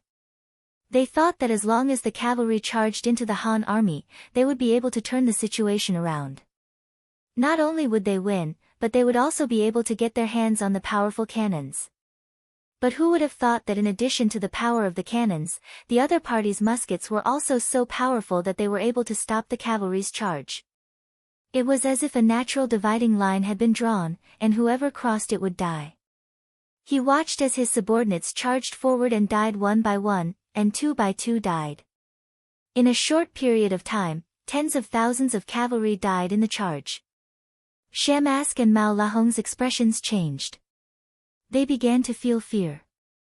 Unknown death was the most terrifying thing. Since they didn't know how long the Han muskets could last, Shamask and Mao Lahong didn't know if they should continue gambling. After all, the stakes were too high. If they failed, there would be no chance of a comeback. Shamask and Mao Lahong's expressions changed. Kagan Bola sneered and said, "Uncles, we have no way out now. You all participated in the operation against the Han army. Do you think that if the Golden Horde loses, they will let you go?" This. Shamask and Mao Lahong frowned. They did not know how to answer. Seeing that the time had come, Bo Lal said urgently, "All right, there are some things that can't be undone. It's still the same words, life and death is right in front of us. If we can't defeat the Han army, then our decades of hard work and effort will go to waste. Now is not the time to care about losses. Only by continuing to charge can we hope for victory. But if we hesitate, we will die without a grave." Besides, he had never heard of a gun that could fire continuously without stopping. Charge, there is no other choice. Yes, there is no other choice. When Mao Lahong heard this, he seemed to have made up his mind. He looked at Shamask and even spoke to console him. 2 against 1. Although Shamask's heart ached at the losses he had suffered on the battlefield, at this point, even if he retreated, he wouldn't have a good ending. He wouldn't even have a chance to fight for a second chance. AI, fine. Let's keep charging. I want to see how long these Han muskets can keep firing. On the battlefield, the Mongol army was coming to an agreement. Yang Qindong, who was riding on the white dragon, sighed as he looked at the scenes unfolding before him. What a natural place for a decisive battle. Looking at the empty space in front of New Sarai that could hold hundreds of thousands of troops from both sides, Yang Qindong couldn't help but sigh at how much effort the Golden Horde had put into setting up such a natural battlefield. But this battlefield, which was meant to be used against the 5-star army, was destined to become their graveyard. The gunfire continued. The Mongolian cavalry continued to lose men, but their momentum did not decrease. In fact, they even increased their power. If it weren't for the fact that the 2nd Division of the Cold Front Division had used their rocket launchers to dispel the enemy's momentum time and time again, the enemy would have already reached them by now. This was the bravery of the Mongol cavalry. They were fearless in the face of death. Even though Bola and the other 2 leaders had sent out a large number of warlords, the Golden Horde's control over the hearts of the people over the past 200 years had been very effective. At the very least, if it was the Qing army in the late Qing dynasty, they would not have had the courage and ability to face the 8-nation alliance. This was enough to show that the Golden Horde's strength was still at its peak. According to history, they still had a few decades to fight with the Rossi principalities. But so what? In front of the 5-star army, no matter how strong the army was, it was nothing more than a useless army. Everything depended on whether Yang Qindong was determined to deal with them. It depended on whether their existence was an obstacle to the unification of the world. It's about time. We can't kill everyone. We need a lot of slaves to build this place. Order the Air Force to follow the plan. Yang Qindong, who was on the White Dragon, moved his lips slightly. The commander of the Heavenly Language Corps, who had been standing at the side impatiently for a long time, immediately agreed happily. Then, he ran to the communications center and began to contact Division Commander Sun Lixing. In the sky above New Sarai City, the hot air balloons that first appeared here rose higher and higher as the battle began. They slowly left the people's sight. However, they did not really leave. Instead, they hid themselves and waited for an opportunity. They were waiting for the order to attack.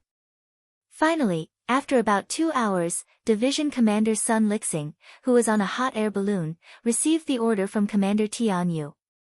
The moment he saw the contents of the telegram, he was very excited. He immediately said to the flag bearer beside him, "Raise the flag, order the operation to begin." The Air Force soldiers who had been waiting impatiently in the air were waiting for this order. After seeing the command from the hot air balloon, they excitedly lowered the altitude of the hot air balloon left and right, constantly searching for the target in the process. In order to cooperate with them, dozens of intelligence team members in New Sarai City had already begun to move. They were wearing brightly colored silk cloths, which they tied to the sides of their important targets to guide the hot air balloons in the sky. What were important targets? When 2 armies fought, before the soldiers and horses moved, the provisions would move first. The most important thing was, of course, food. As long as the army's provisions were destroyed, the soldiers would have no food. How could they continue the battle? They would definitely lose their minds and their morale would plummet. The 5-star Army's Air Force had chosen such a target. For this battle, the Golden Horde had indeed stockpiled a lot of food in the city. It was originally to guard against the Ross Duchy, but now it had come in handy. There are so many targets. Sigh, there is a lot of food among them. It would be a pity if they were all destroyed. Sun Lixing sat in the hot air balloon and held a telescope. He looked down from above and then shook his head. His face was filled with reluctance. Division Master, give the order. The soldiers can't wait any longer. A messenger beside him, who was also a thrower, urged in a low voice. He had already chosen his target. He only needed to descend to a certain height before he threw the bag of explosives in his hand. Okay, order each company to find the nearest target and attack randomly. Sun Lixing nodded. This was not the time to be merciful. War was like this. Most of the time, if you didn't kill others, others would kill you. There was always a result. Often, before such a result appeared, there would be endless killing. On the other hand, only by killing one side could the war stop and allow the people to live a peaceful life again. Therefore, in a sense, being able to end the battle quickly was also a good thing. Sun Lixing dismissed the messy thoughts in his mind and began to focus on completing the mission. About half an hour later, the hot air balloon descended to a height where it could throw the bags of explosives. Then, one by one, the bags of explosives fell from the sky. New Salai City was engulfed in flames. The sudden explosion and the sound of thunder turned the city, which was the rear, into the front line. Countless houses and mansions of the nobles of the Golden Horde became the targets of the explosion. Countless heavily guarded granaries became the focus of the explosion. Amidst the sound of thunder, the sky was filled with flames. What's going on? The new Khan Bora, who was commanding the cavalry to charge outside the city, suddenly heard the continuous explosions behind him. He looked back with an ugly expression. The thing he was most worried about had happened. Instability in the rear was a military taboo. This would create a huge pressure on the already low morale of the army. It could even decide the outcome of this battle. Great Khan, I will go take a look. Captain Mang Wuka looked back, his eyes flashing with horror. He was also very curious as to why there were cannons raining down from the rear, with flames soaring into the sky. Hence, he asked. Go quickly and return quickly. Bora nodded to Mang Wuka, then said, arrange for General Budwa, who is in charge of the scouts, to come here. I want to know if there are any more ambushes nearby. Mang Wuka nodded and left. Not long after, he entered the city. What he saw was a scene of fire everywhere.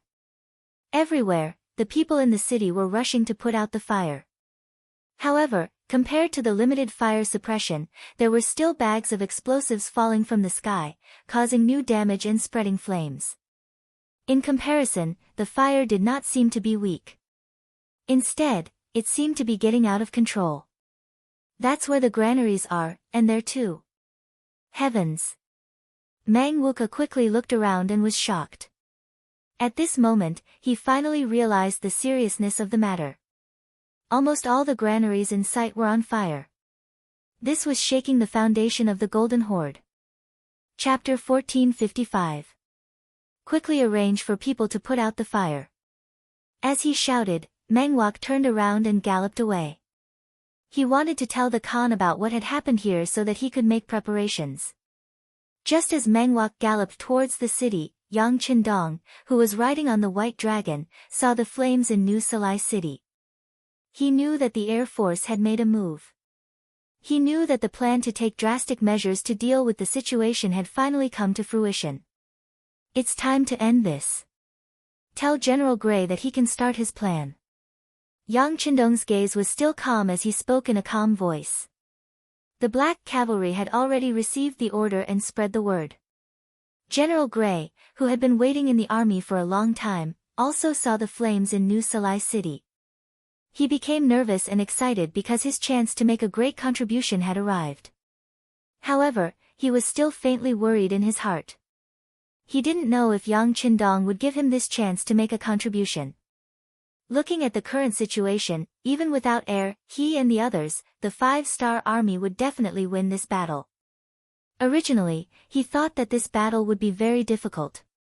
At that time, the tens of thousands of people that he had prepared in advance would be able to play a role in determining the outcome of the battle. However, from the looks of it, his arrangements had become useless. At this moment, Gray wasn't sure if Yang Qindong would still use the backup plan that he had arranged. Just as he was feeling nervous, Yang Qindong sent a messenger in front of him and announced the military order, asking him to immediately attack according to the plan. Yes.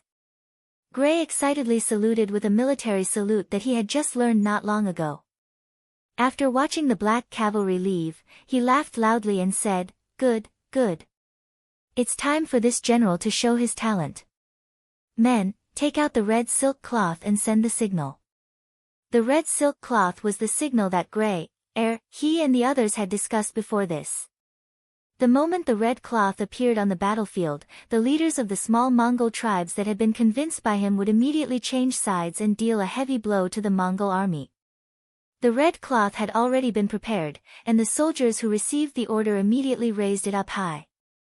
The long pole in their hands stood between heaven and earth, and at this moment, it fluttered with the wind. Because the red cloth was dozens of meters wide, it became a scenery on the battlefield that couldn't be ignored. At this time, he and the others were anxiously looking in the direction of the Han army camp. In just 4 hours, they had personally witnessed batch after batch of elite Mongol cavalry charging at the Han camp and dying on the battlefield. To be honest, they had seen a lot on the battlefield, and they had seen many one-sided situations. However, this was the first time he had seen such a scene where one side had suffered countless casualties while the other side was completely unharmed. Originally, they thought that the Golden Horde had the advantage in numbers. Furthermore, they were well prepared and had even chosen such a good battlefield. The Han army would definitely be at a disadvantage. If that was the case, then he would have to carefully consider what to do next. After all, if the Han army was going to lose, then he would be leading the warriors of his tribe over. That would not be sending charcoal in snowy weather, but rushing to their deaths. He was originally very worried, as he never thought that the Churkas and Alans would appear on the battlefield to help the Golden Horde deal with the Han army. However, he had already promised Gru, and had even accepted his silver. If he were to go back on his word now, wouldn't he become a disloyal and unjust person? As for what to do, he was in a difficult position. Even though he saw that the Han army had powerful cannons that he did not know of, he did not see any hope. In the past, when they fought against the White Russians, they had also used cannons. However, in the end, they did not gain any advantage. Furthermore, the Golden Horde had spent a lot of money this time, inviting so many helpers. How long could the Han army last? Once the cavalry charged in front of the cannons, they would no longer have the advantage and would be slaughtered by the Mongol cavalry. Just as he was feeling conflicted, the might of the 5-star army's muskets appeared. They actually formed a strong and dense net, making it impossible for anyone to charge in. Who knew how many elite cavalry had died because of this? When he saw this scene, he finally relaxed a lot. At the same time, he finally saw the strength of the Han army. At the same time, he began to worry that such a strong Han army would not be able to accept him. Humans were often such contradictory entities. When they had no money, they wanted to have money. When they had money, they would worry about not having money. He, who had unknowingly become the emperor of conflict, would occasionally look towards the Han army camp, waiting for General Gray to send him a signal. Unknowingly, a layer of cold sweat had appeared on his forehead. He had already noticed that as time went by, more and more cavalrymen died on the battlefield. Even though he and his tribe had been prepared for this since a long time ago and were at the edge of the battlefield, the recruitment of soldiers had already begun and were heading towards them. It could be seen that in at most an hour, it would be his tribe's turn to send out troops. If that was the case, what would he do? Resist?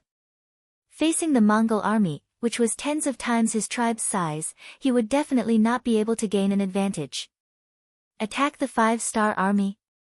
He was afraid that the other party's gun wouldn't have eyes and would really shoot him to death. What should I do? What should I do?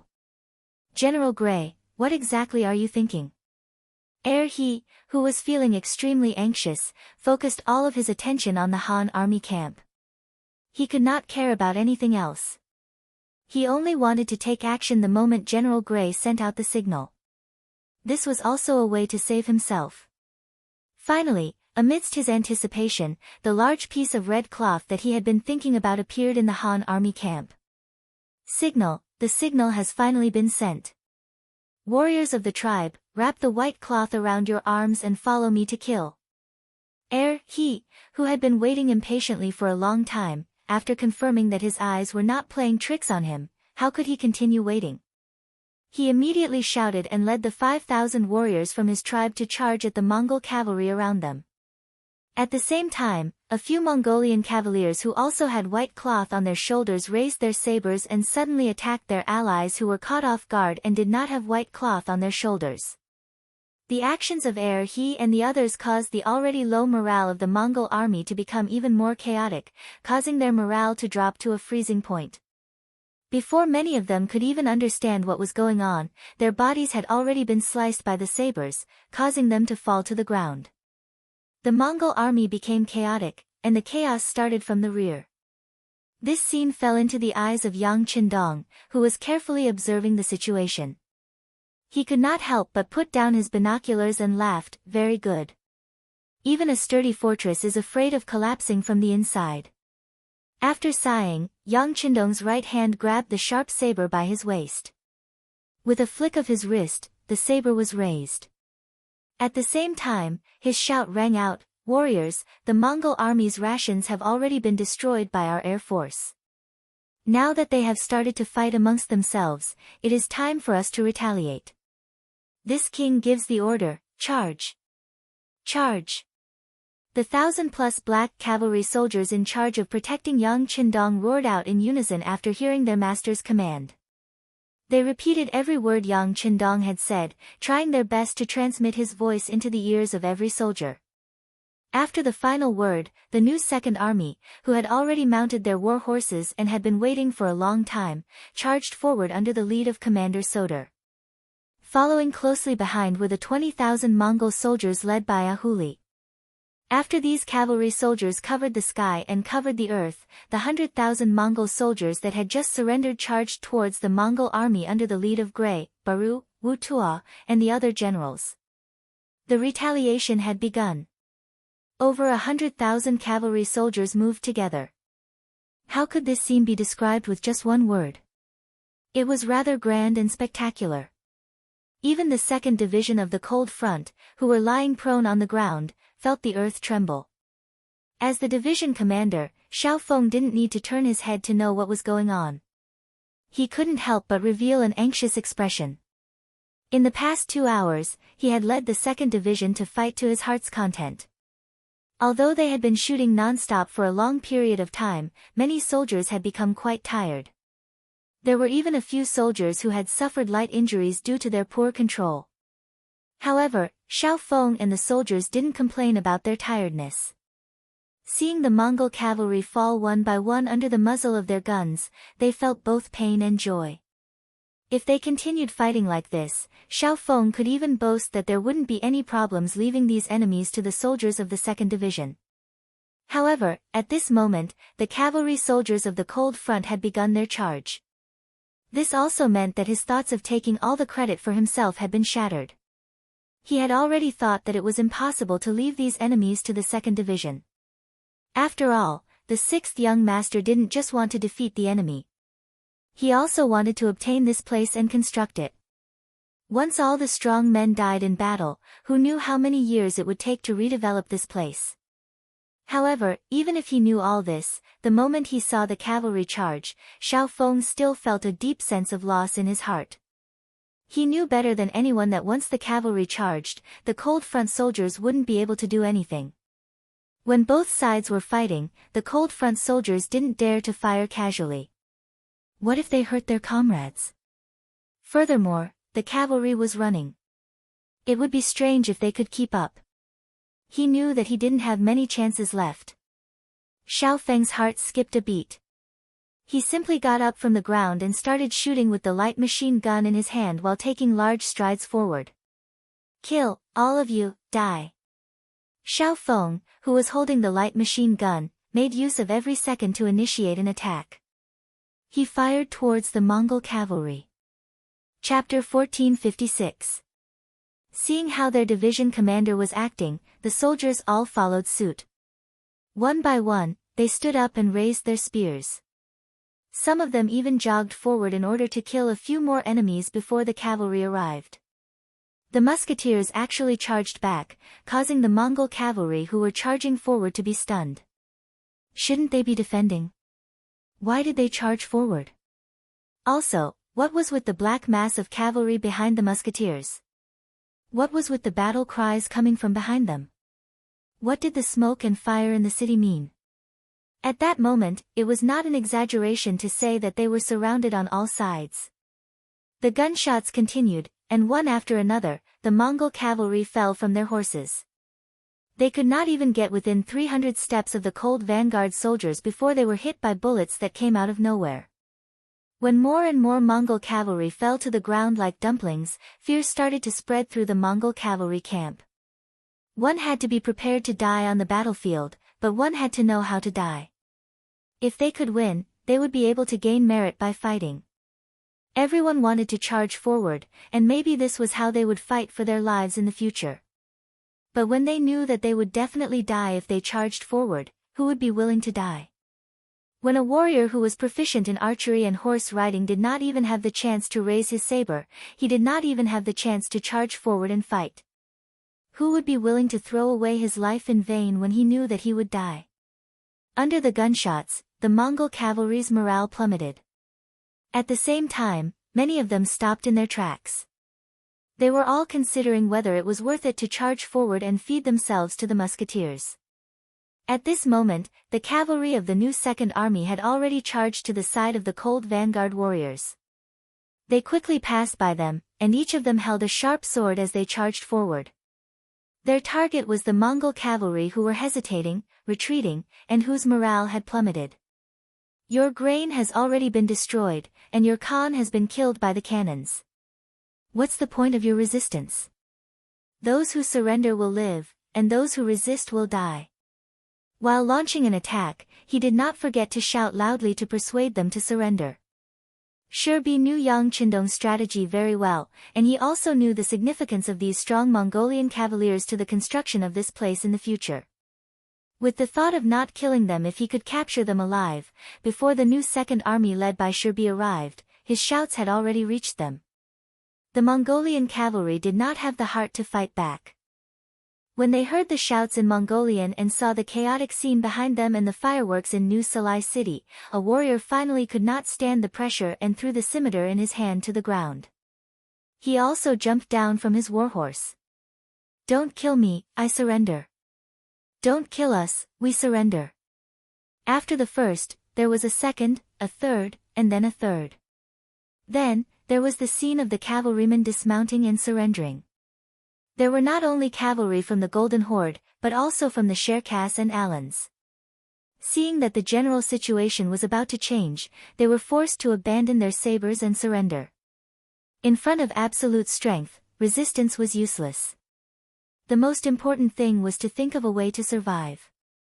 The 5-star Army's cavalry charged into the Mongolian cavalry like a whirlwind.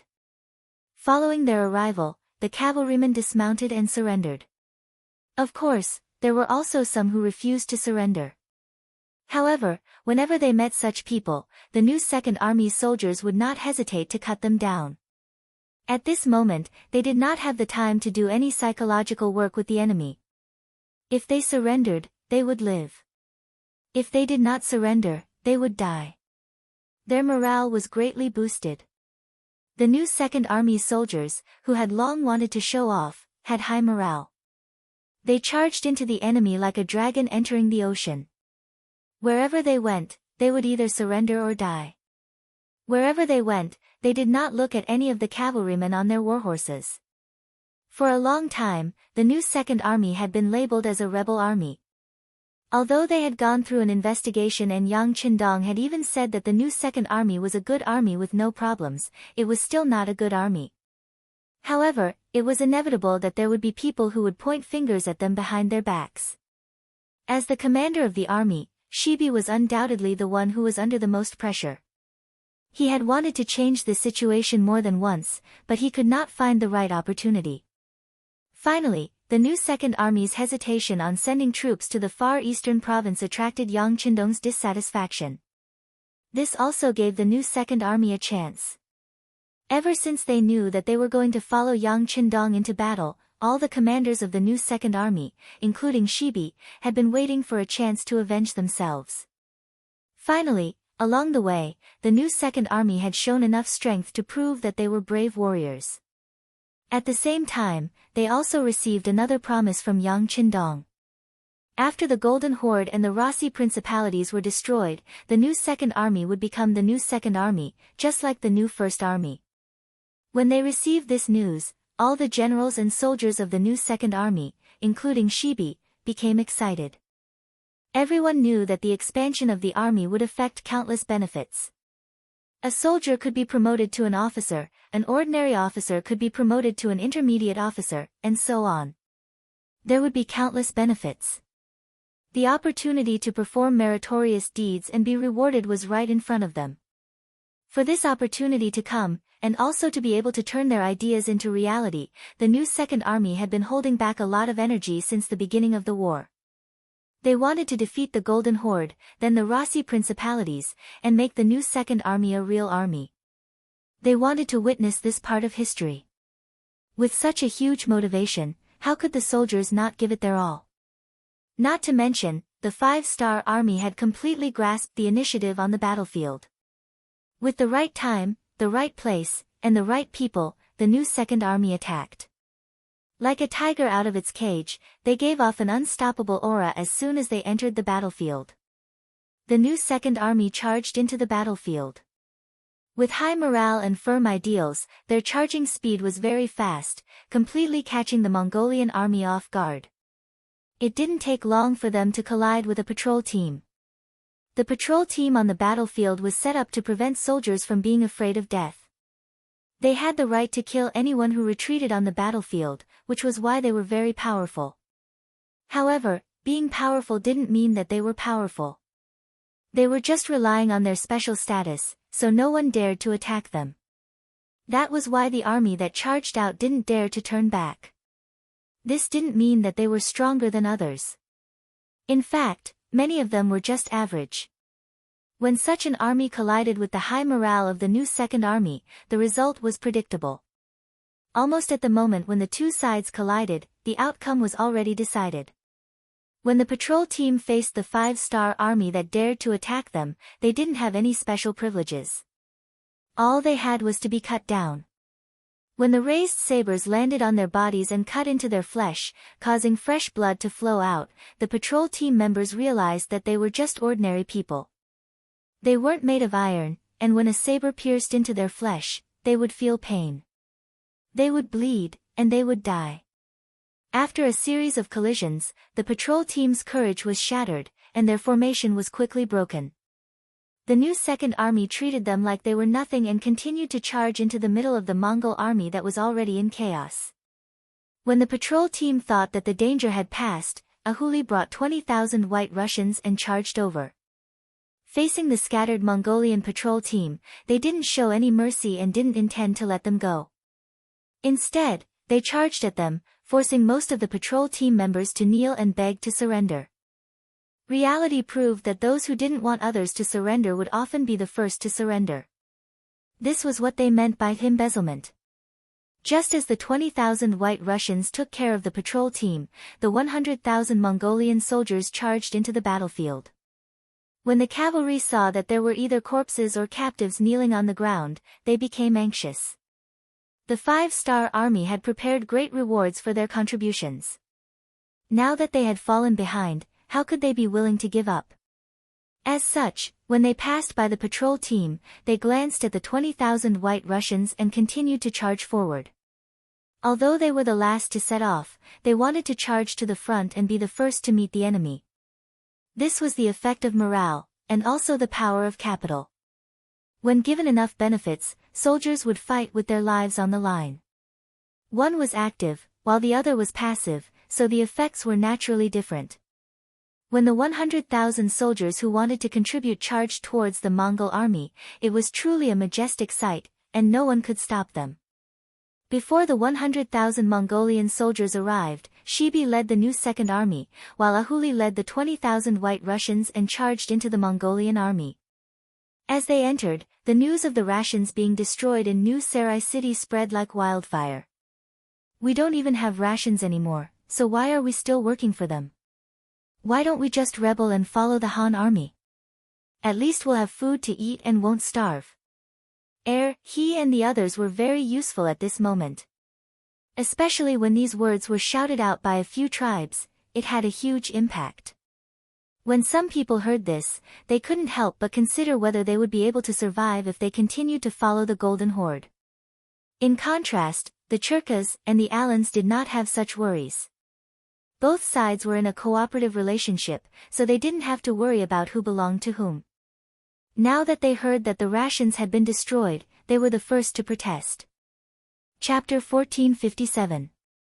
It was agreed upon when they came that the Golden Horde would provide all the food and fodder. If they won the war, they would be rewarded. That was the source of their motivation. But now, even the Golden Horde had no food to eat. What was the point of them staying here? Were they waiting to starve to death? When the resentment started to spread, the cavalry of the two tribes started to retreat. This exposed a huge gap in the front line, allowing the 100,000 Meng cavalry to enter. The Golden Horde's cavalry was already unable to put up any resistance. Many tribes even started to surrender to the Golden Horde. As the newly appointed Great Khan, Bola naturally saw everything that had happened. He hurriedly sent people to find Shamask and Mao Lahong. He wanted their support and was willing to pay a price for it. Unfortunately, the moment they saw the rations in the city burned and the chaos in the Golden Horde, the two leaders no longer dared to trust Bola. This man clearly did not have the ability to control things like his father, yet he still insisted on fighting the Han army to the death. This clearly showed that he did not know when to stop or when to retreat. How could someone like this be a qualified ally? The two chiefs were worried that if they waited any longer, they would be stuck and would not even have a chance to escape. They did not even bid farewell to Bora before retreating with their army.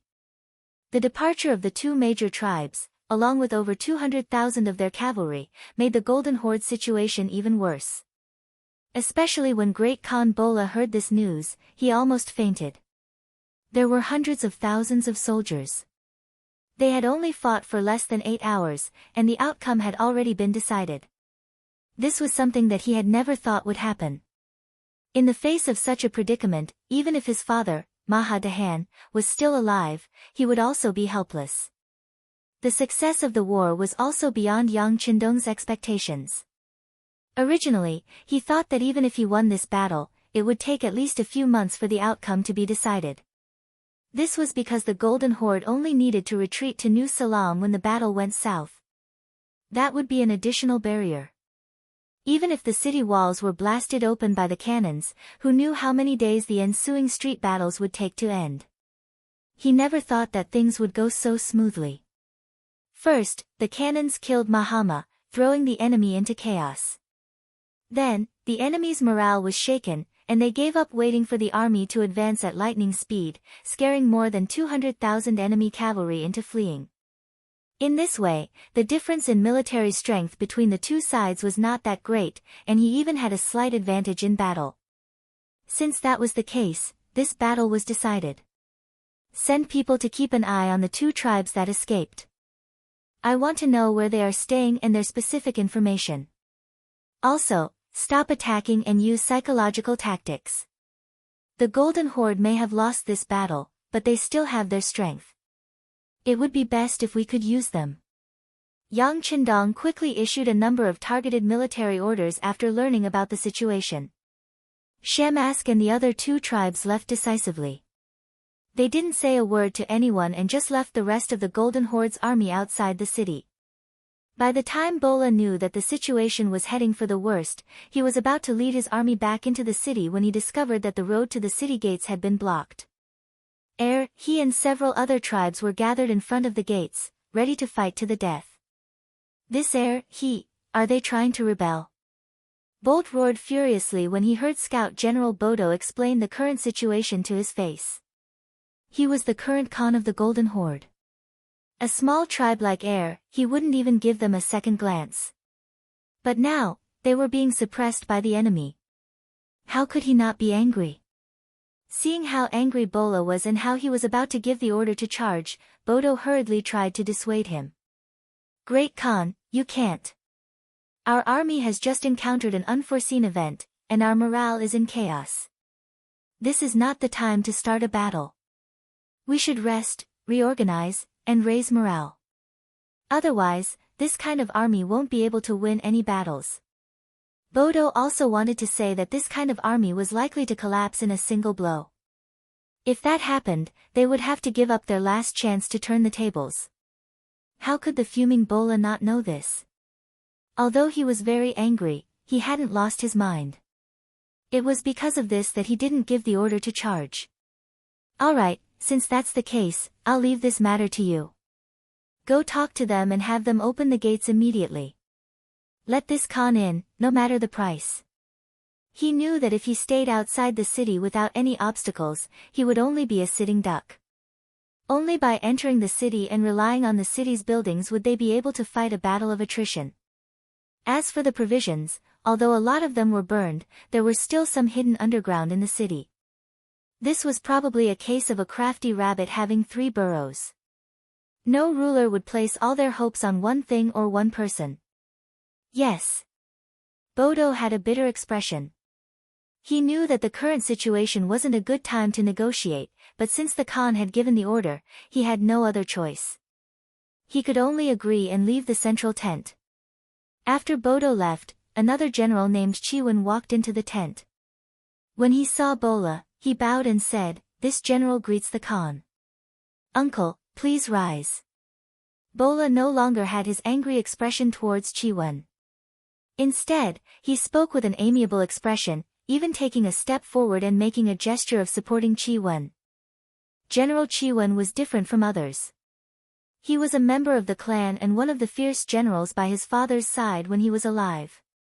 According to seniority, Bola had to call him uncle. Moreover, this person was very good at fighting and was very capable. Because of this, his father was wary of him and suppressed him everywhere. That was why he wasn't very famous. However, this person's ability was obvious to all. At least when it came to war, Bola was definitely not his opponent. Now that they were in a life and death situation, Bola couldn't care less about these taboos. Based on the principle of, capable people do more work, he had to use Chiwen. Bola's courtesy made Chiwen shed tears of gratitude. "Great Khan, please don't call me uncle. In front of you, I'm just an ordinary general." "Ah, what are you saying, uncle? We are of the same clan. Even if our bones are broken, our tendons are still connected. Not only are you my uncle now, but you will always be. As long as I, Bola, am the Khan of the Golden Horde, you will always be my uncle." Bola's words were spoken with sincerity, and they came from the bottom of his heart. When Chiwen heard this, his eyes turned red, as if he was extremely touched. "If that's the case, then I'll thank you. But what business does the Khan have with uncle?" Chiwen's ego was so inflated that he would climb up as soon as he was given the chance. Bola was naturally very dissatisfied. In the past, he had his father above him, who had suppressed him for decades. Now, he wanted to be suppressed by an uncle. Of course, these were just thoughts in his heart. This was a critical moment, and internal strife could not be allowed.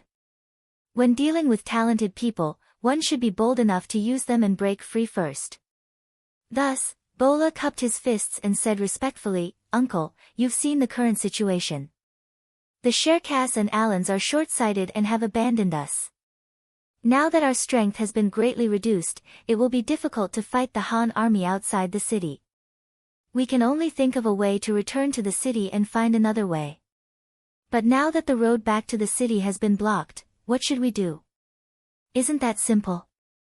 Just kill whoever gets in the way. But rest assured, Great Khan, as long as I lead 50,000 elite cavalry, we will be able to enter the city in the blink of an eye and ensure your safety." Hearing this, Chiwen patted his own chest and spoke with assurance.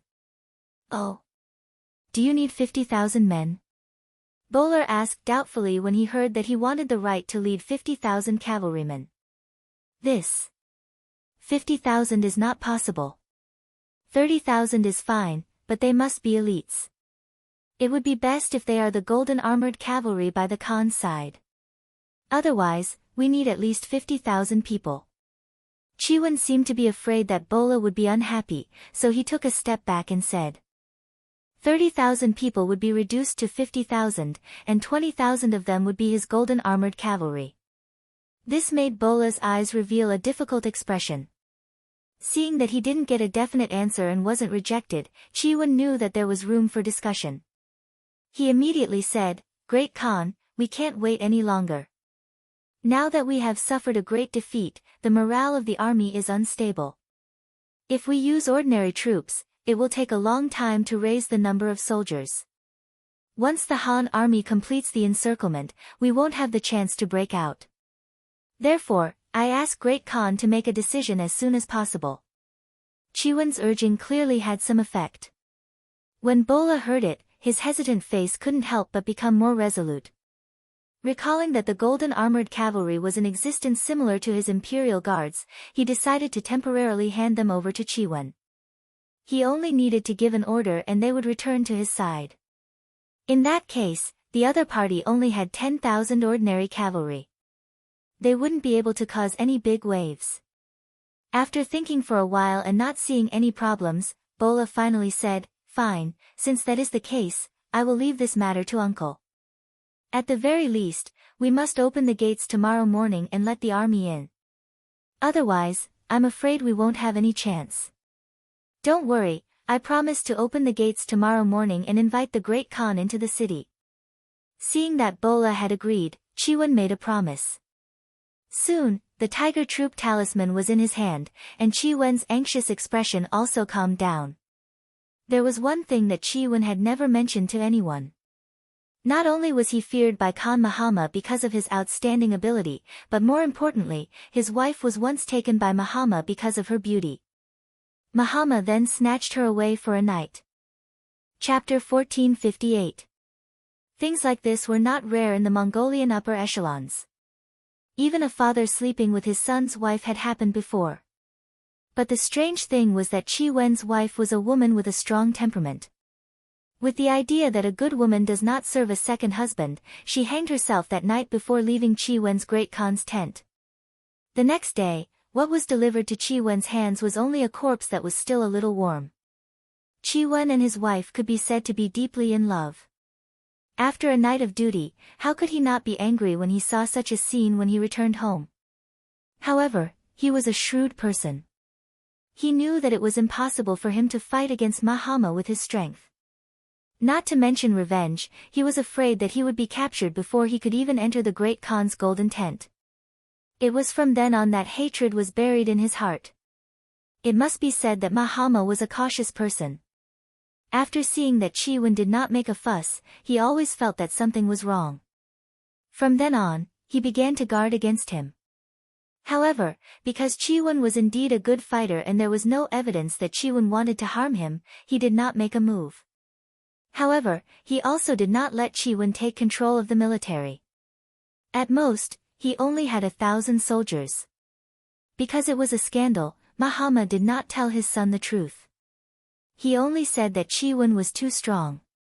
If he took control of the military, he was afraid that something bad would happen to the Great Khan. However, no one would have thought that a cannonball would suddenly take Mahama's life.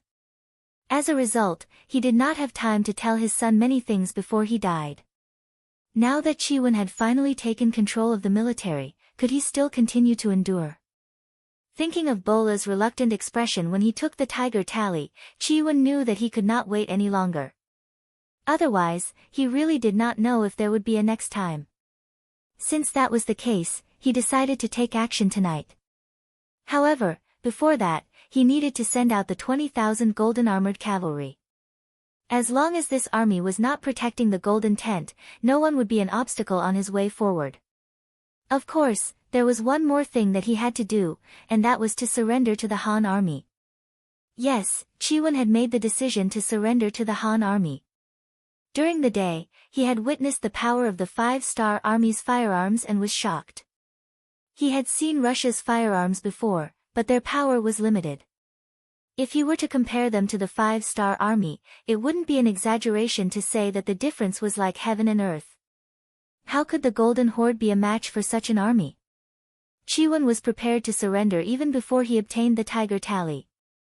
However, considering that he only had 1,000 cavalrymen, even if he brought them over, they wouldn't attract too much attention. Now that he had 30,000 cavalrymen in his hands, and most importantly, Bola's safety was in his hands. This meant that he had enough capital to do what he wanted to do. After pondering for a while, Qi called for a bodyguard and whispered into his ear, "Make your preparations. Go out as soon as the sky turns dark. Find a way to find General Gray and personally hand this letter to him." "Yes," the guard replied. He carefully put the letter into his pocket, then turned around and left. This bodyguard had followed him for more than 10 years and had witnessed his glory and decline. Naturally, he knew Gray, who was originally one of the generals of the Golden Horde. Qi was very relieved to have this bodyguard take care of things. After arranging this matter, he sighed and said, "Next, we have to go to the Golden Horde camp." This sigh expressed Qi feelings perfectly. It was said that no egg would remain intact when the nest was overturned. In order to take revenge for his own personal grudge, he had to sacrifice the entire Golden Horde. He couldn't bear to do so. However, if he didn't do so, he wouldn't be able to take revenge. Since Mahama was already dead, he might as well vent all his hatred on Bolal. Since that was the case, he had to repay his father's debt. Moreover, judging from what happened just now, the other party did not believe in him. Everything was done out of helplessness. Once he really killed his way back to New Salai City this time, he was afraid that he would be hidden very quickly. Even being killed was not impossible. From what Qi knew, Bola was even worse than Mahama. He was even more unforgiving. When he thought about how he was doing this for his own life, the guilt in his heart lessened. At this moment, Qi was thinking about whether his actions could gain the favor of the Han army. After all, he still had to live after surrendering, and he wanted to live a better life. No matter what, this could be considered a meritorious service. He just didn't know how great this service would be. Qi was worried about how great the service would be. In his opinion, even if he didn't do anything, the Golden Horde cavalry, whose morale was already low, wouldn't be a match for the Han army, whose morale was high. The only difference was that they would have more time and losses. However, when the sky turned dark, his personal guards found the tent of the Han army and asked for their identities. When they were brought to General Gray, he was extremely excited after reading the letter that Qi had personally written. He said on the spot, "If this is really the case, your general has made a great contribution to our cause. How about this, wait for a while. I will ask for instructions from the higher-ups." Gray had reason to be excited. As a surrendered general, he also needed the support of military service, and the more the better. Gray's performance had been very good recently. He had successfully persuaded Hihi and 6 or 7 other small tribes to bring in nearly 30,000 surrendered soldiers. This already made Yang Qindong very satisfied. However, he used to be one of the 2 generals of the Golden Horde. His power could be said to be monstrous. If he wanted to continue the glory of that time, he needed to make more military contributions. But when he was fighting alongside the new Second Army, it was easier said than done to make any great contributions. Just as Gray was thinking about what to do, Qi Wen's letter arrived. It was really a case of someone sending a pillow when he was sleepy. Gray instructed the bodyguard who delivered the letter and hurriedly rode to the main tent a few miles away. As the leader of the Yang Xia, Yang Qindong's main tent could not be too close to the Mongolian army. Even though the Mongolian army had surrendered and was transforming into the Five-Star Army, he would not do any experiments. He would not stay with the surrendered Mongolian cavalry. On the contrary, he was surrounded by the Black Cavalry. The Cold Vanguard's 2nd Division was on the outside. Under their protection, he was very safe. Even if someone wanted to attack him, they would not be able to get close. The sky was getting darker. Yang Qindong, who had been commanding the battle for the whole day, was not tired at all. Ever since he entered the Grandmaster realm, Yang Qindong's energy had become even more vigorous. He only needed to rest for about 4 hours every day to be 100 times more energetic. At this moment, he was standing in front of the sand table. His mind was wandering. The Golden Horde had clearly prepared for this battle. They had set up a battlefield that was more than 10 miles long and 40 miles wide to the west of New Salai City. After all, if there was not enough space for hundreds of thousands of cavalry, they would not be able to display their strength. The Golden Horde had already set up the battlefield and was waiting for Yang Qindong to arrive. At that time, they would use their cavalry to tell the Han army that in such a spacious place, the so-called firearms would be laughable in the face of hundreds of thousands of cavalry. They would not be able to withstand a single blow. It had to be said that this train of thought was correct. If they were to use such a formation to deal with the Ross Duchy, it would be hard to say if they would dare to fight in such a place. However, in Yang Qindong's eyes, things were completely different. With the great canopy in hand, the world was his. With the powerful firearms that were hundreds of years ahead of this era, the open land was a paradise for cavalry. How could it not be the world of firearms? Thus, the Golden Horde, who did not understand the Five-Star Army, paid a heavy price. In just one day, Great Khan Mahama had died in battle. The 200,000 allied troops had all fled. A few small tribes under the Golden Horde's command had surrendered. They had lost more than 150,000 soldiers. The results of the day's battle were so glorious that it was beyond Yang Qindong's expectations. He originally thought that it would take at least a few days for a battle like this to end. However, it was the other party's ignorance that made the outcome of the battle clear. It was dark. Even though the battle at the front lines was progressing smoothly, Yang Qindong still gave the order to stop the attack. First of all, the soldiers were tired after a day of fighting. They would not be able to perform well if they did not have a good rest. Second of all, it was too dark, which made it easier for the enemy to escape. Since he had come this time, he wanted to solve this problem once and for all. Yang Qindong did not want this battle to drag on for another 3 to 5 years. His time was limited. In 3 days, they had captured more than 100,000 captives. These people needed to be settled down. Otherwise, if there was a battle at the front lines and problems at the rear, it would be a huge joke. Yang Qindong gave the order to stop the attack. This was equivalent to giving the Golden Horde a chance to breathe. However, it was only for one night. The attack would continue tomorrow morning. Given another day, most of the battle would be resolved. The success of the battle left Yang Qindong in a good mood. However, he still came to the sand table out of habit to do one last analysis. He was switching roles. If he were bowler, what would he do? No matter how he thought about it, he could only think of one possibility. He would charge back to New Salai and rely on the city walls to defend. However, Yang Qindong wasn't worried at all about this. Not to mention that he had already made preparations and arranged for people to guard the city gates, even if they could really do it, so what? With the field artillery, wouldn't sieging the city be a piece of cake? Chapter 1459.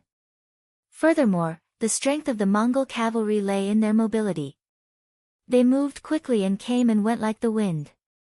Once they returned to the city and started the battle to defend the city, it was equivalent to giving up their greatest advantage. Such an opponent was like a tiger without its fangs.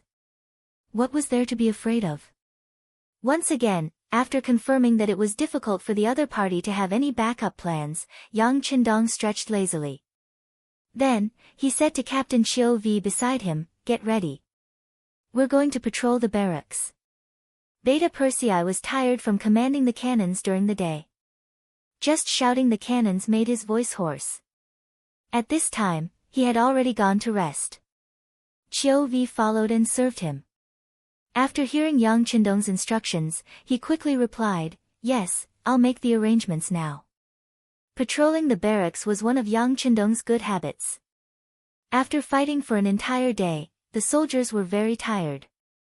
Some of the recruits even developed psychological problems or were tired of fighting because it was their first time killing someone.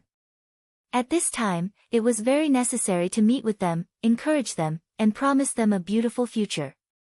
After this matter was settled, these soldiers could quickly recover their mental state. Tomorrow, they would become elite soldiers and achieve even more outstanding achievements. Qiu V was making the arrangements when Vice Captain Ba Daojiang walked over. "Sixth young master," General Gray said that he has something important to discuss with you. It was already so late. If there wasn't something important, Gray would definitely not appear here. After hearing this, Yang Qindong's expression turned solemn. "Let him in." Gray lowered his head and entered the tent. When he saw Yang Qindong sitting in front of the large chair, he knelt on the ground. He was a surrendered general and had to abide by some rules. Not seeing his master represented a form of respect in his heart. Yang Qindong saw Gray's performance and praised him for knowing when to advance and retreat. "All right, raise your head. You did well in today's battle. Come, have a seat." Over the years, Yang Qindong had gained a better understanding of people's hearts. He was increasingly clear about what to say and what to do. Gray was extremely excited when he heard that his performance was not bad and that he would be given a seat. He immediately kowtowed to the ground and said, "Heavenly Khan, your subordinate has something important to report, so I won't be sitting down. This is a letter from General Chiwen of the Golden Horde. Please take a look." As he spoke, he raised his hands respectfully. There was a letter in his hands. Ba Daojiang hurriedly looked at Yang Qindong. After receiving his approval, he took 3 steps forward and picked up the letter. He first checked it, and after confirming that there were no problems, he extended both hands and handed it to Yang Qindong. Yang Qindong reached out and quickly scanned through the contents of the letter. Then, he asked, "Who is this Chiwen?" Reporting to the Heavenly Khan, Chiwen is one of Genghis Khan's descendants. However, because his ancestors are not prominent, he is not very famous. However, Chiwen is indeed of the same race as Mahama and the others. Not only that, he is also a general who is good at fighting. If not for the suspicion and suppression, he would be listed among the generals of the Golden Horde. Gray, who was kneeling on the ground, used the shortest words to describe Chiwen's situation. He had heard a legend about the death of Mahama and Chiwen's wife.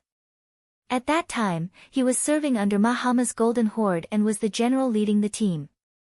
It was because of this relationship that he had heard some of the secrets. The circle of nobles is really messy.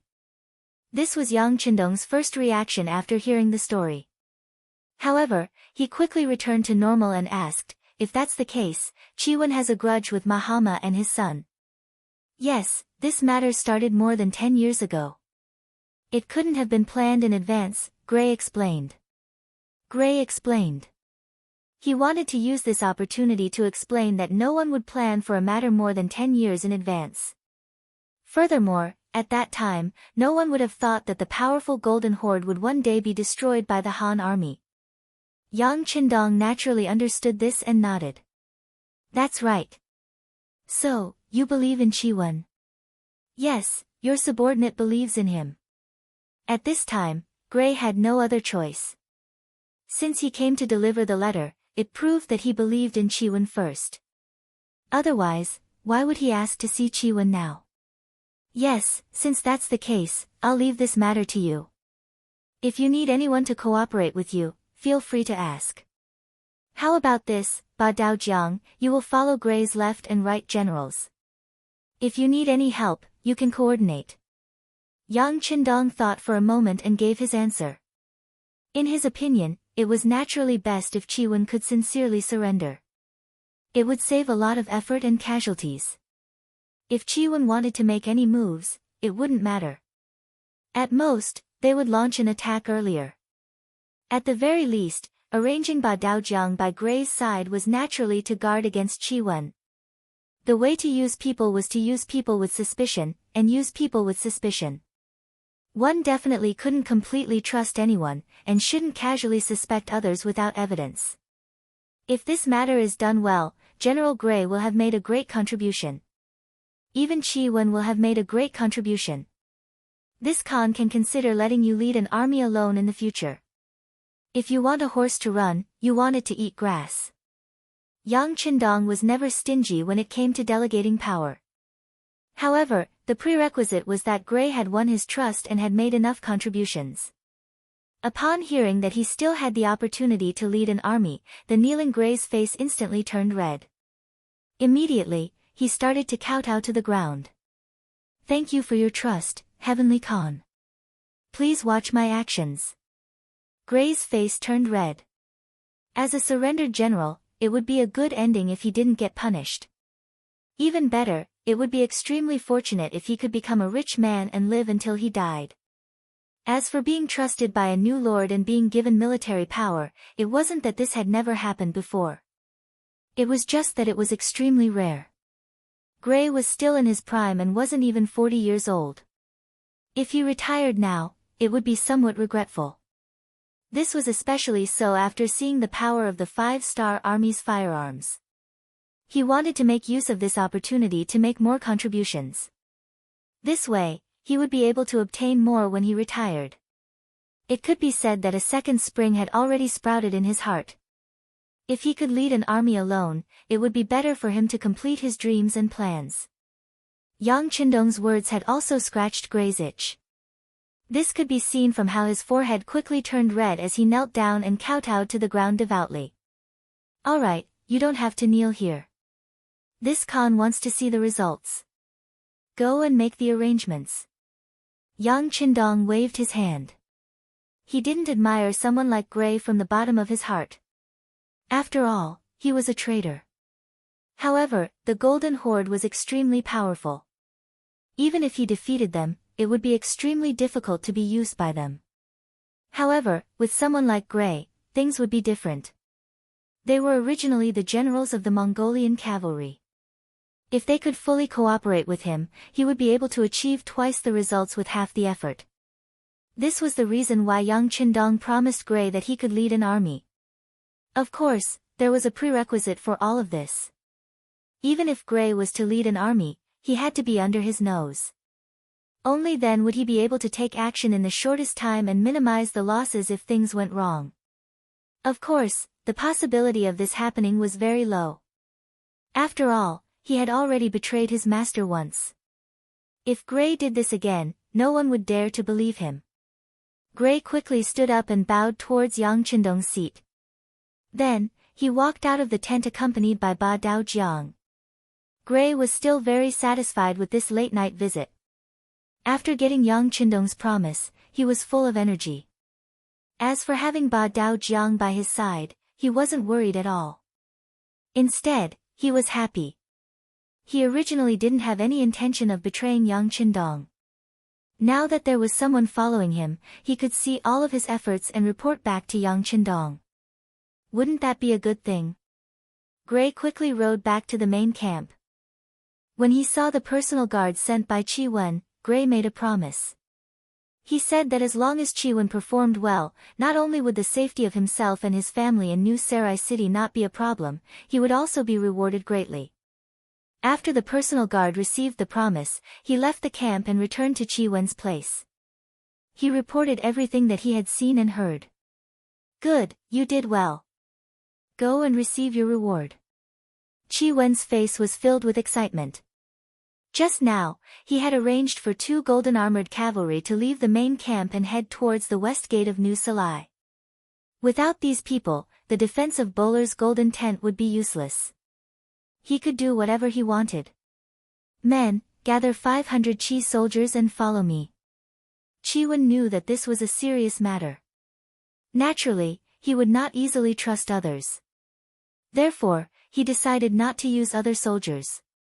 He only arranged the 10,000 cavalrymen that should be under his command to the periphery to prevent others from spying on the golden tent. The ones who went with him to capture Bola were all his family generals.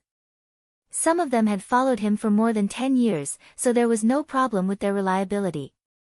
In the golden tent, although it was getting late, Bowler didn't fall asleep. He just lay on the bed with his eyes closed. All in all, too many things had happened in one day.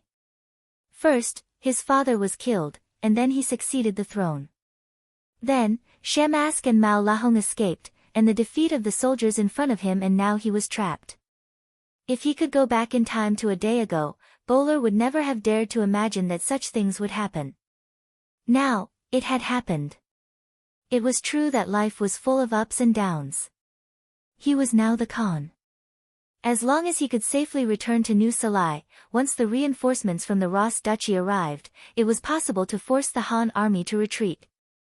When that time came, he would work hard to recuperate. Once he was strong enough, he would first deal with the Churkas and Alans. Then, he would destroy the Ross Duchy. Finally, he would point his troops at the Han territory. He wanted to let these people know how terrible the consequences of angering him were. Chapter 1460. Thinking of these things, Bo La unknowingly fell asleep. After an unknown amount of time, a burst of shouting came from outside. Only then did he slowly open his eyes and see a sharp curved blade against his neck. The person holding the blade was Qi. At this moment, he was looking at Bo La with a smile, his eyes full of playfulness and mockery. "Clan uncle." Seeing Qi sitting on his bed, Bo La couldn't help but be startled. He was the great Khan. Without his permission, how could anyone get close to him? As soon as he felt the cold sensation on his neck, he immediately woke up. "Hee, you're still calling me clan uncle. You're really kind-hearted. But do you think I'll believe you so easily? I'm afraid that once we safely return to the city, you'll kill this clan uncle of mine," Qi said with a fake smile. At the same time, his right hand exerted a bit of force, and the tip of the blade pierced his skin, causing blood to seep out. Feeling the coldness and killing intent that could go berserk at any time, Bo La, who originally wanted to resist, immediately became well-behaved. He knew this clan uncle of his. Although he wasn't a match for 10,000 people, in terms of skills, he was far from being able to defeat him. Now that the blade was against his neck, if he made a mistake, he could injure himself. Having just become the great Khan, Bo La, who viewed his life as extremely important, wouldn't easily take such a risk. At this moment, he slowly raised his hands and made an expression that said he wouldn't resist or play any tricks. "Clan uncle, why are you doing this? Your nephew really believes in you. Otherwise, I wouldn't have handed over the military power to you. Yes, you want to use me. Use my commanding ability and bravery to kill a path of blood and ensure that you enter the city, isn't that right? Humph.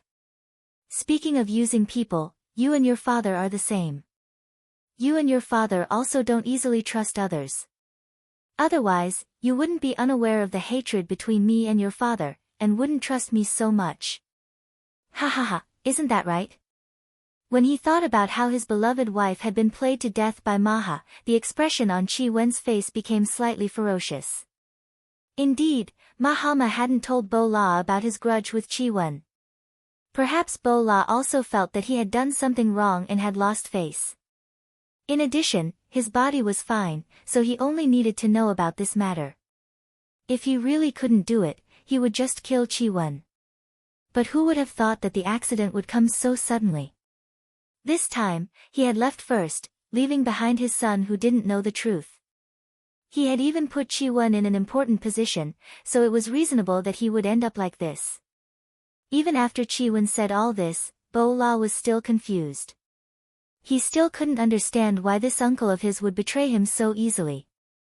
Could it be that he had given himself away in some way that made him feel that he couldn't be trusted?